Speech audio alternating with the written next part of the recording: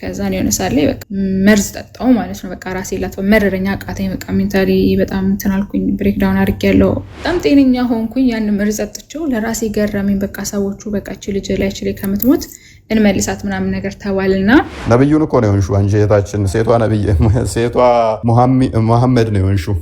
የሙሐመድን ታሪክ ነው እኔ ባንቺ ውስጥ እየሾፍኩት የነበረው ማለት ነው። ራሴን ላጠፋ ሞክር ነበር አለች። ሳሂህ ቡኻሪ 6982 ላይ ባልሳሳት ሙሐመድ ራሱን ለማጥፋት ተራራ ላይ ሄድ ነበረ። ቁርአኑን ስቀራው ጭራሽ ይበስብኛል አለች። እንዴ ታዲያ ቅድም ታላቁም ብያለው ነበረ። ቁርአንን ሱረት ጂን 72ኛው ምዕራፍ ላይ ነው ድርብርብ እንደሆኑ ጂኒዎቹ እንደተረባረቡም ደግሞ ይናገራል። ቁርአንን ሲሰሙ ድርብርብ ሆነው ወደሱ ይቀርባሉ ይላል። ሰው መጽሐፍ ቅዱስን ሲያነብ የጌታን ቃል ሲያነብ ሴጣን ይርቃል እንጂ እንዴት ነው እየተደራረቡ? ድርብርብ ማለት አንዱ በአንዱ ላይ ሆነው ወደ አንተ የሚቀርቡት። ግን ሁሌ የማይረሳኝ ነገር በቃ ባስተማር ምንም አይገባኝም። ያገኙት ኦንላይን የሚያስተምረኝ ኡስታዝ ነበርና ያስተምረኛል፣ ይነግረኛል፣ ቁርአኑን ነው የሚያስቀረኝ። ከዛ ግን እኔ እሱ ቁርአኑን ላስቀረ ሲለኝ አስተምረኝ ይግባኝ። ቁርአኑን በደንብ ቀርተሽ ስታብዡ እኮ ይገባሻል፣ ገና ስለሆንሽ ነው የማይገባሽ። እሺ ይሄ ምን ማለት ፈልገው ነው? አንድ በቃ እንትን ቁርአን አይገባኝም አለች እህታችን። አልይዘውምም አለች፣ ትረሳዋለች። ነግሮኝ ሰምቼው ረሳዋለሁ አለች። ይህ ታሪክ የነብዩ ታሪክ ነው። በዚህ ነብዩ ቁርአንን ይረሳ ነበረ፣ ተነግሮት ይረሳ ነበር። አንድ ሰውን ከረጋ ደም በፈጠረው ቅራ እያለ ጅብሪል መጥቶ ሲጨምቀው ተጨነቀበት እንጂ ተደሰተበት አይልም። ቡኻሪ 3ን አንብቡት። ተመጨነቁ የተነሳ የልብ የአንገቱ ደም ስር ተገትሮ እየሮጠ ሄዶ ከድጃን አስጠይኝ ነው ያላት። የሆነ ነገር እንዳልሆን ፈላለሁኝና ሸፍኝኝ ነው ያላት። ስለዚህ ቁርአን የሚያስጨንቅ ነው። ሁሌ ጥያቄ ይፈጠራል። ምን ሁሉም ሴክሹዋል የሆነ ነገር ነው የሚያወራው? ከምንም የድህነት ነገር አጣውበት። ነገር ግን እሱን ካልሰማው ደግሞ መረጋጋት አልችልም። ቤተክርስቲያን ሄጄ ገዳም ገባውኝ። አዲስ አበባ ገዳም ነበረ። ገብቼ በገባው በማግስቱ አይነት ነገር እንደዚህ አይነት ነገር ስለ አርሴማን አላቃትም። አርሴማ እንሂድ ምናምን ነገር ሲባባሉ እሺ ምናምን ነገር አልኳቸው። እንሂዳሉኝ አላቃቸውም። ጠየቁኝ፣ እሺ አልኳቸው። ጆሮ አርሴማ ሄድን። እዛ ወደ 9 ወር ምናምን አካባቢ ማለት ነው እኔ ንስሐ መግባት እንዳለብኝም ሳልገባ ሳላስታውስ ምናምን 9 ወር ሙሉ ገዳም ለገዳም ያው መቀመጫ ጆሮ አርሴማ አድርጌ በየብዙ ገዳሞች ሄድኩኝ። ከዛ እዛ ብዙ መንፈሶች ወጡልኝ፣ ተሸኙልኝ። ሴት ሙስሊም እህቶቻችን እርኩስ መንፈስ በጣም ነው የሚጫወትባቸው፣ ይጥላቸዋል። ትምህርት ቤት ላይ እንደዚህ ታዝባችሁ ከሆነ ገጥሟችሁ ከሆነ ብዙ ጊዜ መንፈሱ በጣም ነው እንትን የሚላቸው ሴቶቹ ላይ በተለይ። ለምን ወደ ክርስትና አይደለም ስመጣ ገና ስጠይቅ ምን ማለት ነው አስተምሮቱ ምን ማለት ነው ተርጉሙልኝ አስረዱን ብዬ ስለጠየቅኳቸው ብቻ ማለት ነው። እና ልጆቻችን ልታበላሽ እች ልጅ መገደል አለባት፣ እች ልጅ መታሰር አለባት፣ ብዙ ነገር መደረግ አለባት ተብሎ ከዛ ሁሉ መከራ ያወጣኝ እግዚአብሔር ነው ሳላቀው ያወቀኝ። እንደ እስልምና አስተምሮ አንድ ሰው ከእስልምና ከወጣ መገደል ነው ያለበት። ያንን ያሉ አካላት እውነት ናቸው። ባለመግደላቸው ግን ይጠየቁበታል። አንቺም ባለመግደላቸው ይጠየቁበታል። ክርስቶስ ከሞት ያስመልጠናል። ክርስቶስ ከሞት ማስመለጥ የሚችል ያው አምላክ ነው። ከእስልምና መውጣት ግን ያስገድላል። ልጃችንን ልታከፍር ትችላለች እያሉ ይሰቡ ነበር፣ ይሳቀቁ ነበረ። ቤታቸው እንዳለ በቃ ግማሽ በግማሽ ተቃጥሏል። ልጆች ነበሩ የነበሩት፣ ሰራተኛ እኔ ነበርኩ። እኔ ስለሌለሁኝ ማንም ልጆቹን የማይላቸውም እንዳለ ከፎቅ ጀምሮ እስከታች ድረስ ቤታቸው ተቃጥሏል ማለት ነው። በዋናነት ግን እንኳንም ክርስቶስ ረዳሽ እና ከጨለማ ውስጥ ወጣሽ። ሌሎቻችሁም ተማሩበት ከእንደዚህ አይነት አካሂድ which ክርስቶስን ማታቁ ደግሞ እንድታቁ እንጋብዛችኋለን። እንኳን ሰላም መጣሽ ወደ ሚደነቀው ብርሃን። እንኳን ደህና ቆያችሁኝ። ስሜ ሩሃማ ይባላል። ሩሃማ ከመመለሴ ጋር ተያይዞ የወጣ ስም ነው። በእርግጥ ይገልጸኛል ስላሰብኩ ነው። በጣም በቅርቡም ባይሆን በቅርቡ ነው የተመለስኩት። ቄደር ይቀረኛል ከሀገር ውጭ ስለሆንኩኝ ወደ ኢትዮጵያ ስመለስ እንደ እግዚአብሔር ፍቃድ ቄደር ለመጠመቅ አስቤያለሁ። አሁን ላይ ያለው ሁኔታ ይሄ ነው። እግዚአብሔር የተመሰገነ ይሁን። ደስ ይላል በጣም። እንዴት ነበር የእስልምና ህይወት? እንግዲህ እስልምና ውስጥ በነበርሽበት ጊዜ እንዴት ነበር የእስልምና ህይወት? የእስልምና ህይወት አሁን ማለት ይሄ ነው ማለት ይከብዳል። አሁን ከውጭ ሆነ ያክሰታዩ ነው። በሰዓቱ ውስጥ በነበርኩ ሰዓት እኔ በርግጥ መጀመሪያም ኦርቶዶክስ ነበርኩኝ። ያው ወደዛ ሄጄ ነው ግን ሲሄድ መጀመሪያ ይቅርታ ስላቋረጥኩ የእስልምና ስሜ ኢማን ይባላል። ግን ከይቅርታ ጋር በጣም ስራ ታዘዝኩኝ። ወጥተው ነበር አሁን ስለተመለሱ ምናልባት ለሌላ ሰው ካለ ቦታ ደርቀቅና በኋላ ልመለስ። ችግር የለም ሁኝና ችግር የለም ስልክ ሲጨርሽ ይጨርሻለሽ ምንም ችግር የለም። ይቅርታሽ እመለሳለሁ። እንረዳለን እናውቀዋለን። ከድሮዬ እስቲ ለአንተ እድሉን እንስጥህና አንተ የሆነ ነገር በለን። እንኳን ሰላም መጣ። በመጀመሪያ ወንድማችን እንግዲህ ከድሮ እንደምታውቁት ጥሩ ወንድማችን ነው። ግን እኔ ከዛ በፊት የሆነ ነገር ሰምቼ ሳላጣራ ማረፍ አቃተኝና ዴቭ የእስልምና ባክግራውንድ አለ እስከዛሬ ሰምቼ ሰጠው አታውቅም እንዴ? ሰምቼ አላውቅምና ራሳችንን ደብቀን እኮ ነው እንጂ የምንኖረው እኮ ብዙዎች ስማት ገብ እስልምና የመጡ ልጆች አሉ። በጣም ንጽጽሩ ላይ ያሉ አሜዚንግ የሆኑ ልጆች አሉ። እኔም ተራ ነኝ። ሌሎች አሉ በጣም ብዙዎች ከደህንነት አንጻር የደበቅናቸውና ነኛው ከድሬ ባጭሩ አልኳ ካስረዘምኩት በኋላ ጌታ ይባረክ። አይ ሰምቼ አግርሞትም ማለት ገርሞኛልም እንዴት እስከዛሬ ሳልሰማ የሚለው ነገር ደግሞ በጣም ደስ ብሎኛል። ምክንያቱም አንድ ሰው ከዛ ጨለማ ወጣ ማለት ምን አይነት ስሜት በተለይ እኛ ጋር ትልቅ ስሜት አለው። ምክንያቱም ስለምናውቀው ነው፣ ሌላ ነገር አይደለም። አንዳንዶች እንደዚህ እንደው በጥላቻ ይመለከቱብናልና ለእንደዛ አይደለም። ቤተሰቦቻችን ይሄንን ህይወት እንዲያገኙ ምናፍቅ ሰዎች ነን እንጂ ከሰዎች ጥላቻ የለንም። ከዚያ እምነት ከህይወቱ ለሰው ልጅ ከሚሰጠው ህይወት ጥላቻ አለን እና ከዛ አንጻር ነው ስሰማ በቃ ደስ አለኝ። እንደው አንድ ሰው ክርስቲያን ነው የሚለው ሰው በቃ ክርስቲያን ነው፣ እግዚአብሔር ረድቶታል። ምናልባት ከክርስቲያን ቤተሰብ ነው ተወልዶ ያደገው፣ በዛው ክርስትናን ተምሯል ምናምን፣ እግዚአብሔር ይመስገን። ከእስልምና ወጥቶ የሚለው ነገር ራሱ ሲሰማ የሆነ የሚፈጥረው ደስታ አለ። ለምን አንድ ሰው ለዘላለም በእሳት ውስጥ ሊኖር የነበረ ሰው ደግሞ የዘላለም ህይወት አገኘ ሲባል በጣም ያስደስታልና እግዚአብሔር ይባረክ። ደስ ብሎኛል ስለሰማው። እንግዲህ ብዙ ጊዜ ደጋግሜ ምስክርነት ስለተናገርኩ ብዙ አላስረዝምባችሁም፣ ግን አንድ ነገር ብቻ ለምስክርነት ልንገራችሁና ከዛን ትቀጥላላችሁ ሌሎቻችሁ። ያው እስልምና እንደምታውቁት እዛ ውስጥ የሚኖሩ ሰዎች ኖርማል ዝም ብለን የምንኖር ነው። ያው ዝም ብዬ የምኖር ጤነኛ ሰው ነበርኩኝ። የሆነ ማልነካካ ወይ እዛ እምነት ውስጥ ዲፕ ጠልቄ ማቅ አይደለሁም፣ አቀንቃኝም አይደለሁም። ግን እምነቴን በጣም የምወድ ሰው ነበርኩና በጣም ነው የምወደው። በነገራችን ላይ ከኛ ቤት ውስጥ እንደው ትንሽ እስልምናን ይወዳል ማለት እስልምናን ይወዳል ስላችሁ ትንሽ ከረር ያደርጋል ከሚባሉት መካከል ነኝ። አልቀልድም በእምነት። ሰው እምነቴን ከነካብኝ በጣም ነው መበሳጨው። ከማንም ጋር ልደራደርበት። ከድሬ ጥያቄ ያለኝ እስኪ ሙስሊም ከነበርክ ጥያቄ ያለኝ እስኪ አንዴ ታች አወርዱልን እሱ እና አልነካካም ማለት አልነካካም ስል ይሄ በብዙ ክርስቲያን መካከልም ስለሆነ ያደግኩት ዘመዶችም አሉኝ። በነገራችን ላይ ክርስቲያን የእናቴ ፋሚሊዎች የኦርቶዶክስ አማኞች ናቸው። አብሬም ዙሪያዬ ለሚያሉት ብዙ ወዳጆች ክርስቲያኖች ስላሉ እንደዚህ እንትን የምንል የለም። በቃ ኢትዮጵያዊ የሆነ አንድ ነው፣ አላህ እግዚአብሔር ነው፣ እግዚአብሔር አላህ ነው በሚል ሙድ ነው የምንኖረው እና ብዙ አልነካካም። ግን እምነቴን በጣም ነው የምወደው እና በነገራችን ላይ የአባቴ ይሄ የመንግስት ስሙ አበበ ነውና ያው አበበ የክርስቲያን ስም ነው ይላሉ ብዙዎች፣ ግን ኢትዮጵያዊ ስም ነው። አብዛኞቹ የፋዘር ወንድሞች አሁን በአበበ ነው የሚጠሩት። እኛ ቤት ውስጥ በሳዶ የሚጠራው በጣም ጥቂት ልጆች ናቸው። በምክንያት ነው ሳዶ የሆኑት፣ በሆነ ምክንያት ነው። ሳዶ ትክክለኛ የቤተሰብ ስሙ ነው እና በሆነ ምክንያት ነው ሳዶ የሆኑት። እኔ ግን በአበበ ትምህርት ቤት አስመዝግበውኝ እምቢ ብዬ ነው ሳዶ ያስቀየርኩት። አልፈልግም እኔ በአበበ አልጠራም ብዬ ማለት እና አልጠራም ብዬ ነው በሶስተኛ ክፍል ላይ ያስቀየርኩት ስሙን። አሁን ማንም የሚያውቀው አባቴ ሙስሊም ነው፣ ከትውልዱ ሙስሊም ሆኖ ነው። አሁን በህይወት የለም፣ ሙስሊም ሆኖ ነው የሞተው እና እምቢ ብዬ ነው ስሜን ያስቀየርኩት የአባቴን ስም ማለት ነው። እና አባቴ ሁሉ ደንግጦ ምደው ሲለኝ እኔ እንደ ክርስቲያን ስም ስለነበረ የምንመለከተው እኔ አልጠራም በዚህ ስም፣ እኔ በሳዶ ነው የምጠራው ብዬ ማለት ነው። ጩጬ ገና የ3 ክፍል ተማሪ ሆኜ ነው ያስቀየርኩት ራሴ እኛ ያስቀየርኩት እና የሆነ ጥሩ የሚባል ይወዳል የሚባል ነው።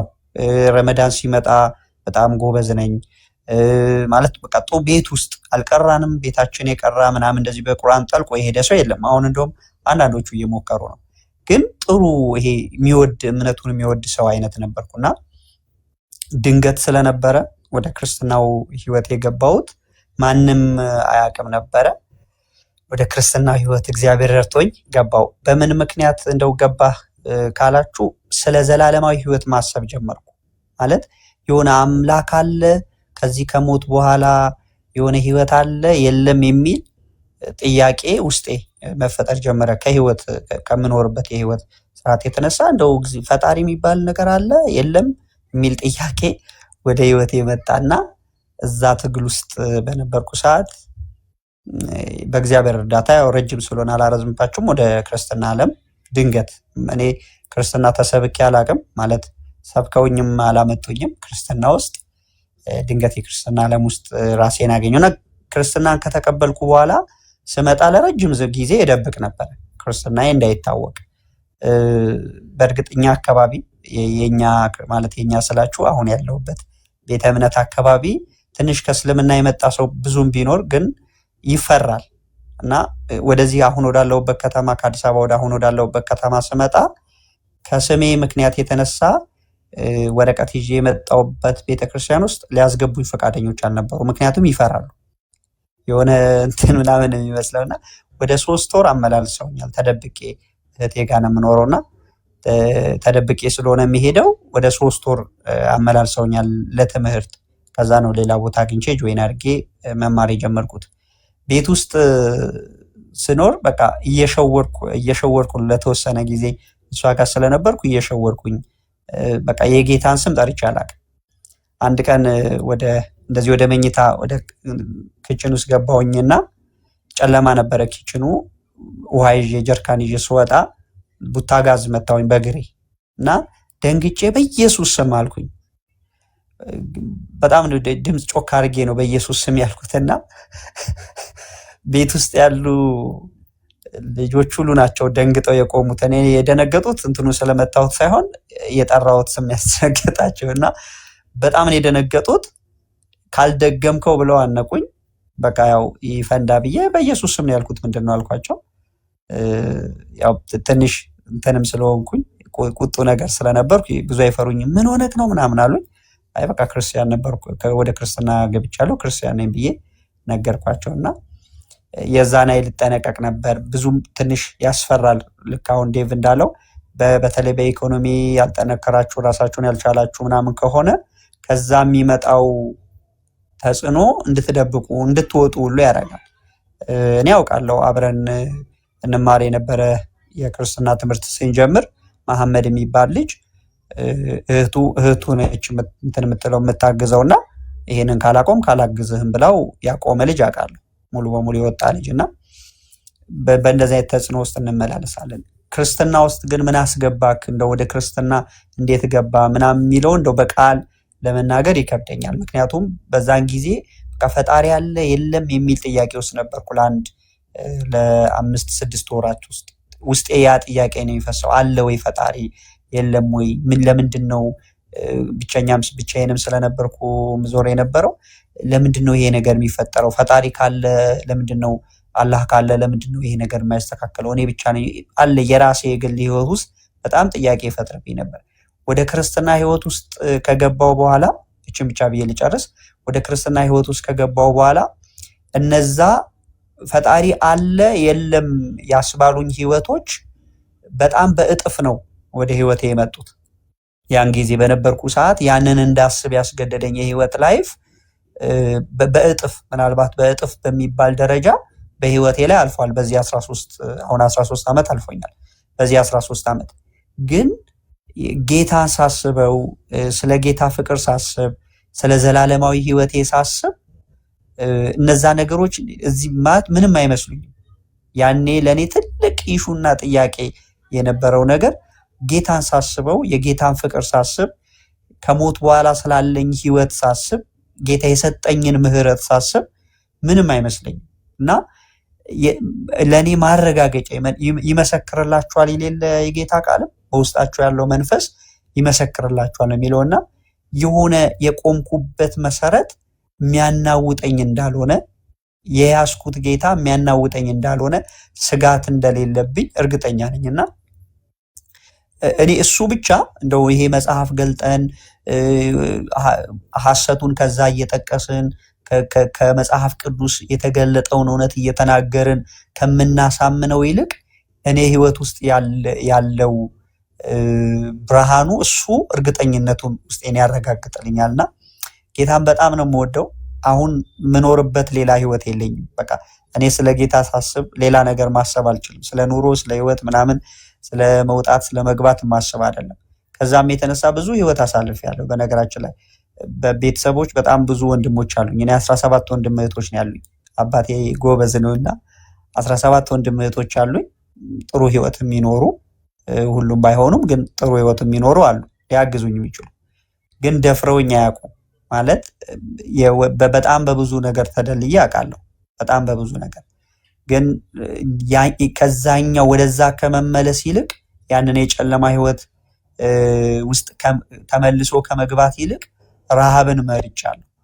ስደትን፣ ረሃብን፣ ጭንቀትን ብዙ ጊዜ ብቻዬን ሆኜ አውቃለሁ በስጋ ግን የተደረገልኝን ነገር ሳስብ ጽናናለሁና ጌታን በጣም ነው የምወደው። በእንደዚህ አይነት መንገድ ነው የምኖረው። ያው ካወራው አላቆምም፣ በጣም ረጅም ስለሆነ ተባረኩ። ይሄን እድል ስለሰጣችሁኝ ዛሬ እግዚአብሔር ይባርካችሁ። በጣም ነው የምወዳችሁ። ተባረኩልኝ። ከድሮዬ እኛም በጣም ነው የምንወደው። እግዚአብሔር እንኳን ረዳ። ያንተ ይሄን መሰለ ታሪክ ብዙዎችን ይጠቅማል፣ ያግዛል፣ ያነቃል ብለን እናምናለንና እግዚአብሔር አምላክ አሁንም ነገም አንተ ላይ ትልቅ ስራ ይሰራ ዘንድ ጸሎታችን ነው። ሁሌ በቤቱ ያቆይ። እሺ ቴንክ ዩ በጣም አመሰግናለሁ ከድሮዬ።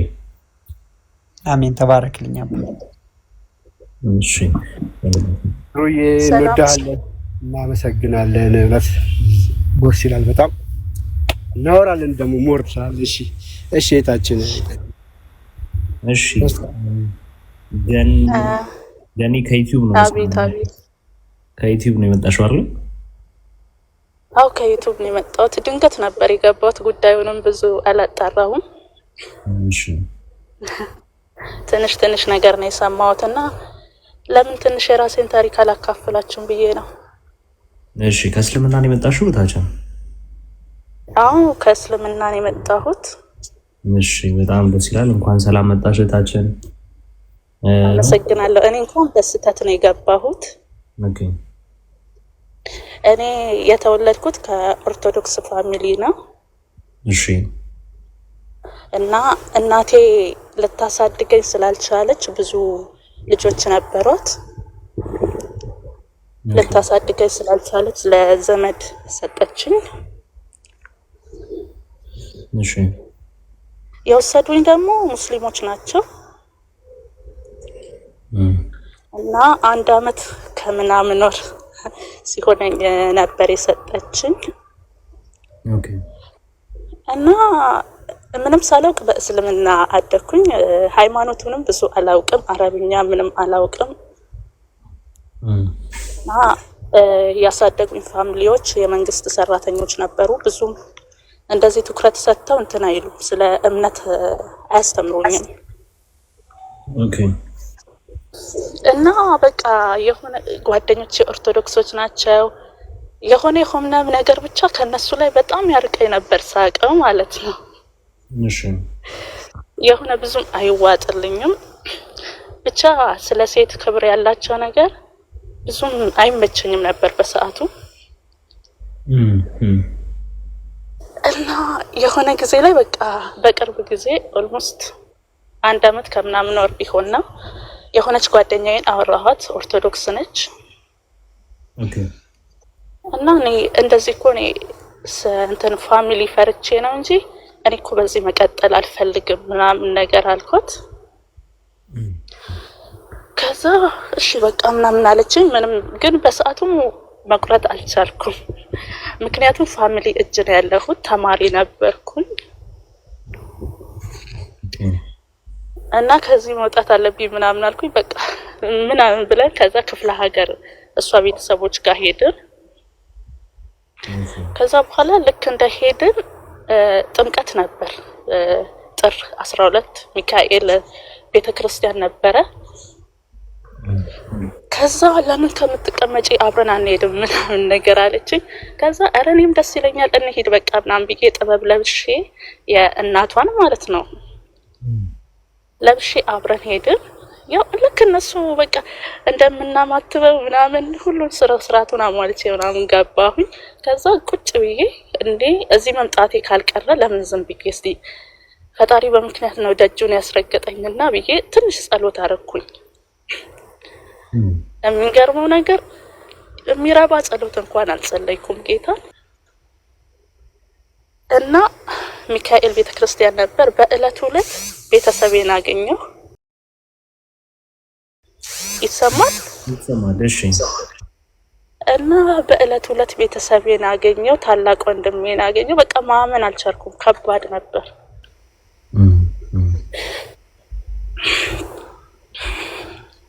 እና ናም ባባ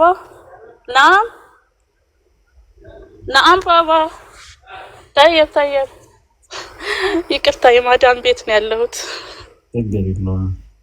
እሺ እመለሳለሁ። እሺ እግዚአብሔር እንኳን ረዳሽ፣ እንኳን ወደ ብርሃኑ ተመለሽ እታችን። እንግዲህ እታችን እንደነገረችን 1 ዓመት ከምናምን በነበረችበት እድሜ ነው ወደ እስልምና ፋሚሊ ላይ የወሰዷት። ከዛ ዘመን ጀምሮ እስከ ከአንድ ዓመት በፊት በእስልምና ፋሚሊ ውስጥ ነበር የነበረችው እና የነበረችበትን ጆርኒ እያጫወተችን ነበረ። እግዚአብሔር እንኳን ወደ ቤቱ ጠራሽ እልሻለሁ እህታችን። እንዲሁም እድሜ ዘመንሽን ሁሉ በቤቱ በሰላም ያቆይሽ። ኡስታዝ እንኳን ሰላም መጡ ብለናል። ከድርን ነው በጣም ነው አሉ። እንዴት ነው እርሱ ሳመጣጡ? እንዴት ነው? በታክሲ ነው? በዳዴ ነው የመጣሁት። ከዛ ቅድሚያ ዋይ እያልኩኝ እንዳንተ አይደለም፣ አልቃሽ አይደለሁም፣ እየሳኩ እያልኩ ነው። ከ9 ወር ከእናቴ ሆድ ቆይታ በኋላ እያልኩ መጣሁ። ባይገርምህ ያው አሁን ያለምዶብኝ ማልቀስ አልወድም ማስለቀስ እንጂ እና በእንደዛ አይነት ሁኔታ ነው የመጣሁት። በጣም ይገርማል። ይሄ ደግሞ ለየት ያለ ነው። ያጀማ ሁላችሁም ሰምታችኋል። በዳዴ መጡም እንኳን ሰላም መጣ ብለናል ወንድማችን። ለማንኛውም ደስ ይላል። ኦኬ ሩሃማ ኦኬ ቅድም ጀምራለን ነበረ ተመልሻለሁ ብለናለች። እሺ ሩሃይ ከተመለሽ ቀጥይ። እሺ ድምጤ ይሰማል? አይ እሷም ደስ ላይ ነበረ ስለሰማዋት የተወሰነ። ኦኬ ቀጥይ። እሺ እኔ እቀጥላለሁ። ድምጤ የተሰማችሁ ከሆነ ያው እንደነገርኳችሁ ስሜ ኢማን ነበር ይወጣልኝ። በእርግጥ ከኦርቶዶክስ ወደዛ ሲሄድ ማለት ነው። አንደኛ በጓደኛ ግፊት፣ ሁለት ደግሞ ማለት መጀመሪያ ወደዛ ራሱ ሄድኩበት በቤታችን ያው የስም ኦርቶዶክስ ስለነበሩ ቤተክርስቲያን እንድንሄድ አይፈቀድልንም ነበርኛና ቤት ውስጥ ታይዘን ነው ያደግነው። ሰው ትምህርት ቤት ምናምን ነገር ሲሄድ ስወጣ ምናምን ከሙስሊሞች ጋር ነው በቃ በሴትም በወንዶች የሚያጋጥሙኝና አላር በቃ በጣም ይነግሩኛል። ስለ እስልምና ጥሩነት ነው የሚነገረን።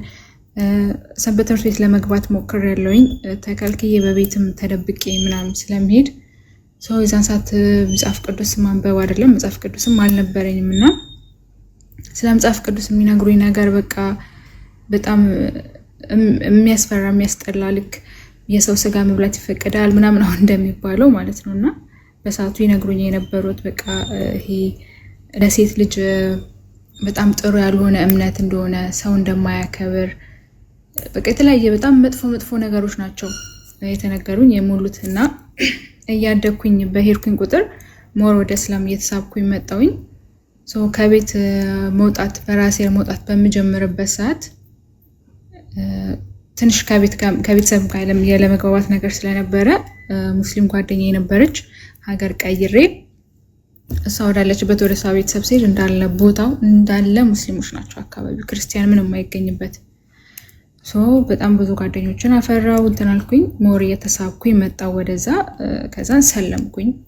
እዛው ሰልሜ እየኖርኩኝ ያለ በጣም ህይወት በጣም አስቸጋሪ ሆነ። ማለት ይሄ ነው ማለለው አይነት በሽታ የአይምሮ በሽታ አካላዊ አይደለም፣ አይምሮ በሽታ ነው። ግን በሽታ አይመስለኝም። እና እንዴ ሳማክራቸው በቃ ቁርአን ቢቀራብሽ እኮ ትድኛለሽ፣ ይተውሻል፣ ቁርአን ቅሪ። እሺ አልኩኝ። ቁርአን መቅራት ጀመርኩኝ። መጀመሪያ ተቀራልኝ ለተወሰነ ጊዜ ተወኝና ይመለስብኛል ምናምን ነገር። በቃ እንዴ ቁርአን ሲቀራ የሚተወኝ ከሆነ የሚመለስብሽ ሴጣን ነው፣ ጂኒ ምናምን እየቀረበሽ ነው፣ በደንብ እንትን ስለማትይ ነው፣ እምነቱን ስለማትከታተይ ነው ምናምን ነገር ብለውኝ በቃ በጣም ወጥሬ ያስኩኝ። እና እነሱ ተወልደው ያደጉበት እምነት በላይ እኔ በቃ በጣም ሲሪየስ ሆኜ ትኩረት ይዤ እንደውም እንዴ እሷን አታያትም ከኋላችሁ መታ እንደዚህ እኔ መስጊድ ሄጄ ነው የምሰግደው ምን ምለው ቤት ራሱ በቃ ከስንት አንዴ ነው ጾሙን በስንት ሰዓት ከነሱ በላይ ጾማለሁኝ ምን እላለሁ ብዙ ነገር በቃ ይሄ ሁሉ ነው በቃ በ6 ወር ውስጥ ነውና በቃ እንደው ምሳሌ እስኪያረጉኝ ድረስ የሷ ቤተሰቦች ራሱ ማለት ነው። ከዛን ቁርአን አንድ ኡስታዝ ተፈልጎ ተገኘልኝና ቁርአን ያስቀራኝ ጀመረ። ቁርአን ሲያስቀራኝ ግን እኔ ሁሌ ጠይቀው ነበር ምንድነው ትርጉሙ ምንድነው ማለት አይ አሁን አንቺ ገና ነሽ ቢነገርሽም አይገባሽም ነበር የሚለኝ ማለት ነው። እውነት ለመናገር እኔ አስቀርቶኝ ሄደውን እጠገቡ በደንብ ልለታለው ከነዚህማው ከነምኑ ልክ እሱ ከጠገቡ ዞር ሲል ግን የለም እረስቸዋለሁ ማለት ነው። እና በቃ በጣም ተቸገርኩኝ እንደዚህ ያልኩኝ በቃ ደስ ይለውና በጣም ስቀራለት ምናምን ነገር ደስ ይለውና ስለለት እኩል አብሬ በቃ ከዛ ከነበሩት ከነሱ በላይ ለና እሱ ከጠገቡ ሲር ግን እግዚአብሔር በሚያውቀው አንድ ነገር አይምሮ ውስጥ አይቀመጥም ማለት ነው። በቃ ግራ ግብታ ነኝ። ከዛ በጣም ማድረስ አጋጣሚ ምንድነው ቤተክርስቲያን ምናምን የለም እንግዲህ ክርስቲያንም የለም በአካባቢው ያው ኢትዮጵያ ውስጥ ነው ግን ክርስቲያንም የለም በአካባቢው ነው። ሻማ ምናምን ሳገኝ በጣም መለኮስ ወዳለሁ ማለት ነው። ሻማ ካገኝ በቃ ዝም ብዬ ለምን በኦርቶዶክስ እያለሁ ነው ቤተክርስቲያንም ባልሄድም በቃ እንዲ የመድኃኔዓለም የኪዳነ ምሕረት ቀን ዝም ብዬ ሻማ ለኩሳለሁኝ ምንም ባልልበት ራሱ ማለት ነው። ከዛ ግን በቃ አሁን እስላም ኮንኩኝ በኋላ እኔ እስላም ነኝ ነበርኩ ማለት ራሱ እንዴት እንደሚከብድ ኮንኩኝ በኋላ ግን በቃ ዝም ብዬ ሻማ ሳገኝ ዝም ብዬ መለኮስ ነው ስራዬ ማለት ነው። ከዛ በቃ በጣም በቃ በትንሹም በትልቁም እንዲ ማማተ ምናምን ነገሮች እነኚህ ነገሮችን መተው አልቻልኩም። በቃ ዝም ብዬ ማተባለው በኢየሱስም በኪዳነ ምሕረት ምናምን ነበር ምለው ምግብም በቃ አብሬያቸው እነሱ ቤት ስለምኖር ሳልባርክ መብላት አልችልም ምናምን በቃ በጣም ተቸገርኩኝ ከነሱ ጋር እንትን ማለትና በቃ የጓደኛዬ ቤተሰቦች ጋር ነበር የምኖረው በቃ ሲቀየሩብኝ ይታወቀኛል ምን ሲሉና በቃ ሙሉ ለሙሉ ጣሉኝ እስከነጨራሹ ነው። በቃ እቺ ምንድነው እንደዚህ እንትን ብለን ተቀብለናት ፊት ለፊቴ ነው የሚያሙኝ የነበረው ራሱና ይሄ ነው ብዬ መናገር ማልፈልገው እዚህ ግን በጣም ብዙ ነገር ተባልኩ። በቃ አይምሮዬ በጣም ተጎዳ። ያለኝ እድል ምንድነው በቃ እስቲ እኔ እስላሞኝ ቤተሰቦችም ድሮም ናቸው ጠልተውኛል። ያለኝ አማራጭ ወደ አረብ ሀገር መምጣት ነበረ። ከዛ በቃ ከውስጣሱ ጋር ምናምን ነገር አወራኝና በአጭር ጊዜ ውስጥ ወደ አረብ ሀገር ምናምን ለመምጣት ነገሮች ተስተካከሉልኝ መጣው። ግን በቃ ሞር ይሄ የሚያመኝ አይምሮዬን የሚያመኝ እንደ ቀውስ የሚያደርገኝ ነገር የምራሳቸው ነገሮች በቃ ይሄ በጣም አይደኛ ዲፕሬሽን ምናምን ነገር እየባሰ መጣ። አረብ ሀገር ስመጣ ደግሞ ያጋጠመችኝ ማዳም በቃ ስታይኝ በቃ በጣም ዲፕሬሽን ስለሚያጠቃኝ ቁርአን ገዛችልኝ። ይሄ በማይክሮፎን ራሱ የሚያስቀረው አለ እሱን ገዝታልኝ እሱ መቅራት ጀመርኩ። በቃ እንትን እያልኩ ሙስሊም ጓደኞች አገኘው ኡስታዝ አገናኘችኝ። በቃ ያስተምሩኛል። ያኔ በጣም ያሲኑሩንና ዛኪር ነው መሰለኝ ባልተሳስሙ ያንዱ እነሱን በጣም ነበር የምሰማቸው ማለት ነው ዶክተር ዛኪር። ከዛ በጣም ነው እነሱን የምሰማው። እነሱን ሳልሰማው ያላድርም ኤርፎኔን ሰክቼ በእነሱ በቃ ጭርሽ የኦርቶዶክስ ነገር ሁሉም ነገር ጠፋብኝ። ግን ሁሌ የማይረሳኝ ነገር በቃ ባስተማሪ ምንም አይገባኝም። ባስተማሪኝ ቁጥር ያገኙት ኦንላይን የሚያስተምረኝ ኡስታዝ ነበርና ያስተምረኛል፣ ይነግረኛል፣ ቁርአኑን ነው የሚያስቀረኝ። ከዛ ግን እኔ እሱ ቁርአኑን ላስቀረ ሲለኝ አይ እኔ በአማርኛው አስተምረኝ፣ በአማርኛው አስተምረኝ ይግባኝ ምናምን ስለው አይ አንቺ ቁርአኑን በደንብ ቀርተሽ ስታብዡ እኮ ይገባሻል፣ ገና ስለሆንሽ ነው የማይገባሽ። እሺ ይሄ ምን ማለት ፈልገው ነው? አንድ በቃ እንትን ነው ይሄን ንገረኝ በአማርኛ ስለው ብነግርሽም አይገባሽም። ለምን? ጥያቄ ይፈጠርብሻል። ጥያቄ ከፈጠረብሽ ደግሞ ውስጥሽ ስለሚጠራጠር አትቀበዩም እና አሁን አይገባሽም፣ ሁሉንም ካላወቅሽ እንዴት ይገባሻል ነበር የሚለኝ ማለት ነው። እና አላቅም ለምን እንደዛ እንደሚለኝ እውነት ለመናገር አላቅምና በቃ ውስጤ በጣም ጥያቄ ይፈጥራል። ከዛ በቃ ሴትዮዋ ጋርም ሲሄድ ምናምን እኔ አረብኛ አልችልም። በቃ ሴትዮዋ ጋርም ባለችኝ በምን ተባተቡም ልጠይቃት እሞክራለሁ። ምንም ከሚያወሩኝ ነገር ኡስታዙን በቃ በጣም ጨቀጭቆ እንደው የሚጠፋብኝ ጀመረ። ጭራሽ አላናግርሽ ይለኝ ጀመረ። እኔም ሌላ ማውቀው ማንም የለም፣ ማንም እንደዚህ ሊያስተምረኝ የሚችል የለም። ኢትዮጵያ የነበሩትም ጓደኞቼ ያልኳችሁ በቃ በዛ አስጠላዋቸው፣ ከነጭራሹን ዘጉኝ። ሰው ነገሮች በቃ በጣም ድብልቅልቅ አሉብኝ። በጣም እንትን አለብኝ፣ ተምታታብኝ ያልሆነ እግዚአብሔር በሚያውቀው ከአንዴም ሶስቴ ራሴን ለማጥፋት ሞክሬ ነበረ እዛ በነበርኩበት ሰዓትና ማለት በቃ የሚያስጠላ ህይወት ውስጥ ገባሁ። ከዛም በቃ ዝም ብዬ ዩቲዩብ ምናምን ብዙም ያኔ እንትን አልነበርኩኝም ሶሻል ሚዲያ ላይ ዩቲዩብ ላይ ምናምን መግባት ጀመርኩ። ከዛም በቃ ዩቲዩብ ላይ ሰምቼ ጨርሼ ምናምን በቃ እረጋጋለሁ። በተለይ እንትናን ስሰማ ዶክተር ዛኪርን ስሰማቸው ሁሌ ጥያቄ ይፈጠራል። ምን ሁሉም ሴክሹዋል የሆነ ነገር ነው የሚያወራው፣ ከምንም የድህነት ነገር አጣውበት። ነገር ግን እሱን ካልሰማው ደግሞ መረጋጋት አልችልም። ሌላ ነገር አይመጣልኝም፣ ምንም ነገር አይታየኝም። በቃ እሱን የሰማው ስራዬን ስሰራ ስራዬን መስራት እችላለሁ። ነገር ግን ማታ እንቅልፍ የለኝም። በቃ ለምንድነው ይሄ የድህነት ትምህርቱ ምንድነው እላለሁ እና ሰው አላገኘው። ምናልባት ወጥቼ በደንብ ስላልፈለኩ ሊሆን ይችላል ወይ ዘግቶብኝ አላቅም። እሱን እግዚአብሔር ነው የሚያውቀውና ግን የመድሃን ትምህርት ፈልጌ ያጣውበት በጣም በቃ ሴትዮዋንም ስጠይቃት እየጠየኳት ምናምን የጨቀጨኳት ለምንድነው እንደዚህ የሚሆነው? ለምንድነው በቃ ስለዚህ ስለ ወሲብ የሚያወራው ስለምንድነው ስለ ሰው የሚያወራው?